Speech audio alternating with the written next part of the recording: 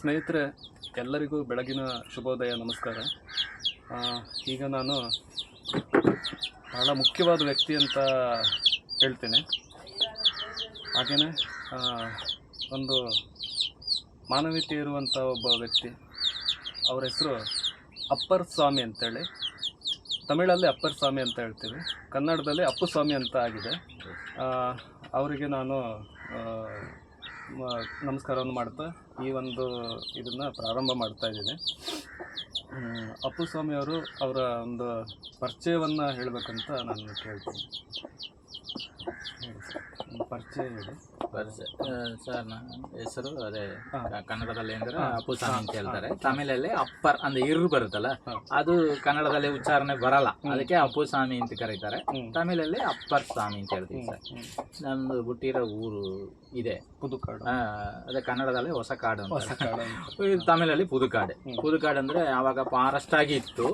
Forest ಅನ್ನು ಮತ್ತೆ ಇದನ್ನ ಎಲ್ಲ ಜಮೀನು ಹಾಕಿ ಮಾಡಿ ಆಮೇಲೆ ಡಾಕ್ಯುಮೆಂಟ್ಸ್ ಎಲ್ಲ ಮಾಡಿರೋದು ನಮ್ಮ ಹಳೆಯ ಕಾಲದಲ್ಲಿ, ನಮ್ಮ ತಾತ ಅವ್ರ ಕಾಲದಲ್ಲಿ ಆಗಿರೋದು. ಅದರಿಂದನೇ ಇದಕ್ಕೆ ಪುದುಕಾಡು ಅಂತ ಹೆಸರು. ಸರ್, ನಿಮಗೆ ನೀವು ವೀರಪ್ಪನವ್ರನ್ನ ಭೇಟಿ ಮಾಡಬೇಕಾದ್ರೆ ಹೇಗೆ ಭೇಟಿ ಮಾಡಿದ್ರಿ? ಮತ್ತೆ ನೀವು ಅವಾಗ ಏನು ಏಜಲ್ಲಿ ಇದ್ರಿ ಸರ್? ಸರ್, ನಮಗೆ 17 ವರ್ಷ. 17 ವರ್ಷದ ಒಬ್ಬ ಬಾಲಕ. 17 ವರ್ಷ. ಈ ತರ ಕುರಿಗಳೆಲ್ಲ ಇತ್ತು ಸರ್. ಆ ಕುರಿ ಮೇಯ್ಸಕ್ಕೆ ನಮ್ಮ ಹತ್ರನೇ ಕಾಡು, ಅದೇ ಒಂದು 200 ಮೀಟರ್ ಇಲ್ಲ, 200 ಮೀಟರ್ ಅಲ್ಲಿ ಕಾಡಿದೆ. ಮತ್ತೆ ನಾವೇನಂದ್ರೆ ಇದನ್ನೇ ಕೆಲಸವಾಗಿ ಇಟ್ಕೊಂಡಿದ್ವಿ, ಕುರಿ ಮೇಯ್ಸೋದು. ನಮ್ ತಂದೆ ರೆಗ್ಯುಲರ್ ಆಗಿ ಮೇಯ್ಸ್ತಾ ಇದ್ರು. ನಮ್ದೇನಂದ್ರೆ ಸ್ಕೂಲ್ ಗೀಲ್ ಈ ತರ ರಜಾ ಬಿಟ್ಟಾಗ ಕೆಲಸ ಏನು ಇಲ್ಲ ಸಮಯದಲ್ಲಿ ನಾವು ಇದನ್ನ ಕುರಿನೇ ಹೊಡ್ಕೊಂಡು ಕಾಡ್ಗೆ ಹೋಯ್ತೀವಿ. ಕಾಡ್ಗೆ ಹೋದ್ರೆ ಬೆಳಗ್ಗೆ ಹೋದ್ರೆ ಸಂಜೆ ಬರುತ್ತೀವಿ. ಈ ತರ ಸನ್ನಿವೇಶ ಇತ್ತು ಸರ್. ಆವಾಗ ತುಂಬಾ ಬಡತನ ಅಂದ್ರೆ ನೀರಿಲ್ಲ, ಮತ್ತೆ ಜಮೀನ್ ಇದ್ರೂ ಕೂಡ ಜಮೀನಲ್ಲಿ ಏನು ಬೆಳೆಯಷ್ಟು ಏನು ಇಲ್ಲ, ಬಂಡವಾಳ ಹಾಕಕ್ಕೂ ಕಷ್ಟನೇ. ಆ ಸಮಯದಲ್ಲಿ ಈ ಕುರಿನೇ ನಮ್ಗೊಂದು ಇದಾಗಿ ಇತ್ತು, ಕೆಲಸವಾಗಿ ಇಟ್ಕೊಂಡಿದ್ವಿ. ಅದನ್ನ ಕುರಿ ಮೇಯ್ಸಕ್ಕೆ ನಾವು ಹೋಯ್ತಾ ಇರುವಾಗಲೇ ಏನಾಯ್ತು ಅಂದ್ರೆ ಸರ್, ಕುರಿಯನ್ನು ನೀರ್ಕಾಗಿ ಬೆಳಗ್ಗೆಯಿಂದ ಸಂಜೆ ಗಂಟೆ ಮೇಯಿಸ್ತಲ್ವಾ, ಆವಾಗ ನೀರ್ಕಿಂತ ಒಂದು ಜಾಗಕ್ಕೆ ಕುರಿಗಳ ಓಡಿಸ್ಕೊಂಡು ಹೋಯ್ತೀವಿ. ಫಾರೆಸ್ಟ್ ಒಳಗಡೆನೆ ಸ್ವಲ್ಪ ಲಾಂಗ್ ಅಂದ್ರೆ ಒಂದು ಬೆಟ್ಟನೆ ಹತ್ತಿ ಹೋಗ್ಬೇಕು. ಆ ತರ ಆ ಸಮಯ ನೀರ್ ಕುಡಿಯಕ್ಕೂ ನಮ್ಮ ಕುರಿಗಳನ್ನ ಹೊಡ್ಕೊಂಡು ಹೋಗುವಾಗಲೇ ಆ ನೀರಿರೋ ಜಾಗಕ್ಕೆ ಹತ್ತಿರದಲ್ಲಿ ವೀರಪ್ಪನ್ ಟೀಮ್ ಅವರು ಇದ್ರು. ಇದೆ ನಮ್ಮ ಕಾಡಲ್ಲಿ, ಅಂದಿಯೂರ್ ಕಾಡಲ್ಲಿ. ಆವಾಗ ಏನಾಯ್ತು ಅಂದ್ರೆ, ಅವರು ನಮ್ಮ ಏಜ್, ನಮ್ದೆಲ್ಲ ಚಿಕ್ಕ ಏಜ್ ಅಲ್ವಾ, ನಮ್ನ ಏಜ್ ನಮ್ಮ ಇದಗಳೆಲ್ಲ ನೋಡ್ಬಿಟ್ಟು ಅವ್ರು ಏನಂದ್ರೆ ಡೈರೆಕ್ಟ್ ನಮ್ನ ಫಸ್ಟ್ ಅವರು ಟೀಮಲ್ಲಿ ಒಬ್ರು ಮಾತ್ರ ನಮ್ಮನ್ನ ಗನ್ ಹಿಡ್ಕೊಂಡು ಬಂದ್ರು. ಗನ್ ಹಿಡ್ಕೊಂಡು ಬಂದ ತಕ್ಷಣ ನಿಂತ್ಕೊಳ್ರ ಹಾಗನ್ ಮಟ್ಟಕ್ಕೆ ಹೇಳಿದ್ರು ಸರ್. ನಾವೇನಂದ್ರೆ ಗನ್ನು ಇದೆಲ್ಲ ನೋಡಿದ ತಕ್ಷಣ ನಮ್ಗೆ ಏನಾಗುತ್ತೆ, ಹೆದರಿಕೆ ಆಗುತ್ತೆ. ಅವ್ರೇನೋ ಒಂಥರ ಯೂನಿಫಾರ್ಮ್ ಎಲ್ಲ ಹಾಕಿದ್ರು, ನಾವೇನೋ ಪೊಲೀಸ್ನವ್ರು ಇರ್ಬೋದು, ಯಾರೋ ಫಾರೆಸ್ಟ್ನವ್ರು ಇರ್ಬೋದು ಅಂತ ಹೇಳಿ ನಾವ್ ಹೇಳ್ದು ಈ ತರ ಕುರಿ ಮೇಯ್ಸಕ್ ನಾವು ಬಂದಿದೀವಿ. ಹಾಗಂದ್ರೆ ಆಯ್ತು, ನೀವು ಕುರಿ ಮೇಯ್ಸೋದಿರ್ಲಿ, ನಮ್ಮ ಬಾಸ್ ಕರೀತಾರೆ ಅಂತ ಹೇಳಿದ್ರು. ಸರಿ, ನಮ್ಮ ಬಾಸ್ ಅಂದ್ರೆ ನಮಗೆ ಇನ್ಸ್ಪೆಕ್ಟರ್ ಇರ್ಬೋದು, ಈ ತರನೇ ನಾವು ಅನ್ಕೊಂಡಿದ್ವಿ. ಸರಿ ಆಯ್ತು ಬರ್ತೀವಿ. ನಮ್ಮ ಬರೀ ಮಚ್ಚು ಮಾತ್ರ ಇಟ್ಕೊಂಡಿದ್ವಿ, ಮಚ್ಚಿ ಇಟ್ಕೊಂಡಿದ್ವಿ ಅಷ್ಟೇ, ಸೇಫ್ಟಿಗೆ ಅಂದ್ರೆ. ಮತ್ತೆ ಈ ಕುರಿಗಳಿಗೂ ಏನಾದ್ರು ಒಂದು ಗಿಡ ಕಟ್ ಮಾಡಿ ಹಾಕ್ತೀವಿ, ಅದಕ್ಕಾಗಿ ಇಟ್ಟಿವಿ. ಸರಿ ಬನ್ನಿ ಅಂತ ಕರ್ಕೊಂಡೋದ್ರು. ಕರ್ಕೊಂಡೋಗಿ ಬಾಸ್ ನೋಡ್ಬೇಕಂತ ಬನ್ನಿ. ಅಲ್ಲಿ ಹೋಗಿ ನೋಡಿದ್ರೆ ಸರ್, ಮೀಸೆ ಇದೆಲ್ಲ ನೋಡಿದ ತಕ್ಷಣನೇ ನಮ್ಗೆ ಇವ್ರೇ ವೀರಪ್ಪ. ಹಾಗೆ ಹೆಂಗ ಇದಾಯ್ತು ಅಂದ್ರೆ, ನಾವು ಕಾಡಿಗೆ ಹೋಗಕ್ಕೆ ಮುಂಚೆನೆ ಈ ಪೇಪರ್, ನ್ಯೂಸ್ ಪೇಪರ್, ಮತ್ತೆ ಈ ನಕ್ಕೀರನ್ ಬುಕ್, ಮತ್ತೆ ಟಿವಿಯಲ್ಲಿ ಎಲ್ಲ ಅವ್ರ ಸ್ಟೋರಿಗಳೆಲ್ಲ ಬಂದಿದೆ, ಅದೆಲ್ಲ ನೋಡಿದೀವಿ. ನಮಗೊಂಥರ ಇಂಟ್ರೆಸ್ಟ್, ಅದು ಅವ್ರ ಒಂಥರ ಹೀರೋಯಿಸಮ್ ಇದೆಲ್ಲ, ಗನ್ ಇದೆಲ್ಲ ನೋಡ್ಬಿಟ್ರೆ ನಮ್ಗೆ ಭಯಂಕರ ಇಂಟ್ರೆಸ್ಟ್. ಎಲ್ಲಿ ಆ ನ್ಯೂಸ್ ಬಂದ್ರೆ ಹೋಗಿ ನೋಡ್ತೀವಿ. ಆವಾಗ್ಲೇ ಅದನ್ನ ನೋಡಿರೋದಕ್ಕೂ ಇವ್ರು ನೋಡ್ರೆ ಜಕ್ಕಂದ್ ಕಂಡಿಡೀವಿ, ಇವ್ರೇ ವೀರಪ್ಪ ಅಂತ. ಆಮೇಲೆ ಕಂಡು ಹಿಡಿದ ತಕ್ಷಣ ಅವರು ಒಂದು ಸ್ವಲ್ಪ ನಮ್ನೇನು ಎದುರಿಸಿದ್ರು ಫಸ್ಟ್. ಹೆಂಗ ನಮ್ಮನ್ನೆಲ್ಲ ನೋಡಿದೀವಿ ಅಂತ ಹೇಳಿ ಆಚೆ ಎಲ್ಲ ಹೋಗಿ ಹೇಳ್ಬಾರ್ದು, ಹಂಗೆ ಹಿಂಗೆ ಅಂತ ಹೇಳಿದ್ರು. ಇಲ್ಲ ಸರ್, ನಾವು ಏನಕ್ಕೆ ಹಂಗೆ ಹೇಳ್ತೀವಿ ಹಾಗೆ ಅಂತ. ಹಂಗಲ್ಲ, ಇಲ್ಲ, ನಮಗೆ ಒಂದು ಇದು ಬೇಕಾಯ್ತು, ಹೆಲ್ಪ್ ಬೇಕಾಯ್ತು ಹಾಗಂದ್ರು. ಸರ್, ನಮ್ಮಿಂದ ಏನು ಹೆಲ್ಪ್ ಮಾಡೋಕ್ಕಾಗುತ್ತೆ? ನಾವೇನೋ ಕುರಿ ಮೇಯ್ಸ್ಕೊಂಡು ಬಂದಿದ್ದೀವಿ, ನಮ್ಮಿಂದ ಏನೋ ಹೆಲ್ಪ್ ಮಾಡೋಕ್ಕೆ ಸಾಧ್ಯ ಇಲ್ಲ ಅಂತ. ಇಲ್ಲ, ನಿಮ್ಮಿಂದ ಒಂದು ಹೆಲ್ಪ್ ಮಾಡಬೇಕು ಹಾಗೆ ಅಂದ್ರೆ. ಹೆಂಗೆ ಅಂದರೆ, ಸ್ವಲ್ಪ ಈ ಅಕ್ಕಿ ಮತ್ತು ಈ ಅಡುಗೆಗೆ ಬೇಕಾಗಿರೋ ವಸ್ತುಗಳೆಲ್ಲ ಸ್ವಲ್ಪ ಜಾಸ್ತಿ ತರಿಸಿ ಇಟ್ಟಿದ್ದಾರೆ ಆ ಜಾಗದಲ್ಲಿ. ಇದನ್ನೇ ಹೊತ್ಕೊಂಡು ಹೋಗ್ಬೇಕು. ಹೊತ್ಕೊಂಡು ಹೋಗ್ಬೇಕಾದ್ರೆ ಒಂದು 20 ಜನ ತೂಕ ಇದೆ. ಅಲ್ಲಿ ಇರೋದೇನಂದ್ರೆ ಅವ್ರು 10 ಜನ ಮಾತ್ರ ಇರ್ತಾರೆ. ಮತ್ತೆ ಅದನ್ನ ಹೊತ್ಕೊಂಡು ಇನ್ನೊಂದ್ ಕಡೆ ಶಿಫ್ಟ್ ಆಗ್ಬೇಕು. ಅದಕ್ಕೆ ಅಂದ್ರೆ ನೀವು ಒಂದು ನಮಗೊಂದು ಸ್ವಲ್ಪ ದೂರ ಈ ತೂಕ ಎಲ್ಲ ಹೊತ್ಕೊಂಡು ನಮ್ ಜೊತೆಗೆ ಬನ್ನಿ, ಒಂದು ಹೆಲ್ಪ್ ಕೈ ಕರಿತೀನಿ ಅಷ್ಟೇ. ನೀವು ಬಂದ್ರೆ ಒಂದು ವಾರ ಅಂದ್ರೆ ಒಂದು ಅಷ್ಟು ದೂರ ಹೋಗ್ಬಿಡ್ಬೋದು. ಆಮೇಲೆ ನಿಮ್ಗೆ ಎಲ್ಲಿಯಾವ್ದು ಆ ಊರಿಂದ ಬಸ್ ರೂಟ್ ಕರ್ಕೊಂಡೋಗಿ ಅಲ್ಲಿ ಬಸ್ ಹಚ್ಚಿ ನಿಮ್ಮ ಊರಿಗೆ ಕಳಿಸ್ಬಿಡ್ತೀನಿ, ಬರ್ತೀರಾ ಅಂತ ಕೇಳಿದ್ರು ಸರ್. ನಮಗೇನಂದ್ರೆ ಆ ವಯಸ್ಸು ಅದು 17 ವಯಸ್ಸು ಅಂದ್ರೆ ಹೆಂಗಿರುತ್ತೆ ಸರ್, ಅದೊಂಥರ ಬಹಳ ಇಂಟ್ರೆಸ್ಟ್ ಇದು. ಮತ್ತೆ ಇವ್ರು ಏನಂದ್ರೆ ಒಂದು ಹೀರೋಯಿಸಮ್ ಎಲ್ಲ ನೋಡಿದೀವಲ್ಲ, ಇದೆಲ್ಲ ನೋಡಿ ನಮಗ್ ಹೆದರಿಕೆ ಇತ್ತು. ಆದ್ರೆ ಇವ್ರ ಜೊತೆಲಿ ಹೋದ್ರೆ ಏನಾಗುತ್ತೋ ಹೆಂಗೆ, ಆದ್ರೆ ಇಂಥ ಮಟ್ಟಕ್ಕಾಗುತ್ತೆ ಅಂತ ನಮಗೆ ತಿಳುವಳಿಕೆನೇ ಇಲ್ಲ. ಆಯ್ತಾ ಸರ್, ಈ ವೀರಪ್ಪನ ಜೊತೆಗೆ ಹೋದ್ರೆ ಇಂಥ ಮಟ್ಟಕ್ಕೆ ಅದು ಒಂದು ಅಪರಾಧ ಆಗುತ್ತೆ, ಮತ್ತೆ ಅದಕ್ಕೆ ಇಷ್ಟೊಂದು ಶಿಕ್ಷೆ ಆಗುತ್ತೆ, ಇದು ನಮಗೆ ಮುಂಚೆ ಫಸ್ಟ್ ತಿಳುವಳಿಕೆ ಇಲ್ಲ. ಅದೇ ಮೇನ್ ಈ ತಪ್ಪಕ್ಕೆ ಕಾರಣ, ಮೇನ್ ನಮಗೆ ತಿಳುವಳಿಕೆ ಇಲ್ಲ.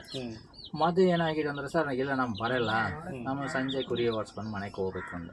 ಹಂಗಲ್ಲ ಇಲ್ಲ. ಆಮೇಲೆ ಎದುರ್ಸಕ್ ಶುರು ಮಾಡಿದ್ರು, ಇಲ್ಲ ನಿಮ್ಗೆ ಬರ್ಲೇಬೇಕು ಹಾಗೆ ಮಟ್ಟ ಕೇಳುವಾಗ ನಾವು ತಪ್ಪಿಸ್ಕೊಂಡು ಬರುವ ಸಾಧ್ಯ ಇಲ್ಲ. ಯಾಕಂದ್ರೆ ಗನ್ನಿಟ್ಟಿದ್ದಾರೆ, ಮತ್ತೆ ಕುರಿಗಳೆಲ್ಲ ಬಿಟ್ರೆ ಅದು ಮನೆಗೆ ಹೋಗುತ್ತೆ ಹಾಗೆಂದ್ರು. ಆದ್ರೆ ಮನೆಗೆ ಬರುತ್ತೆ, ಯಾಕಂದ್ರೆ ರೆಗ್ಯುಲರ್ ಹೋಯ್ತೀವಿ ಬರ್ತೀವಲ್ಲ, 5 ಸಂಜೆ ಆದ್ರೆ ಬಂದ್ಬಿಡುತ್ತೆ.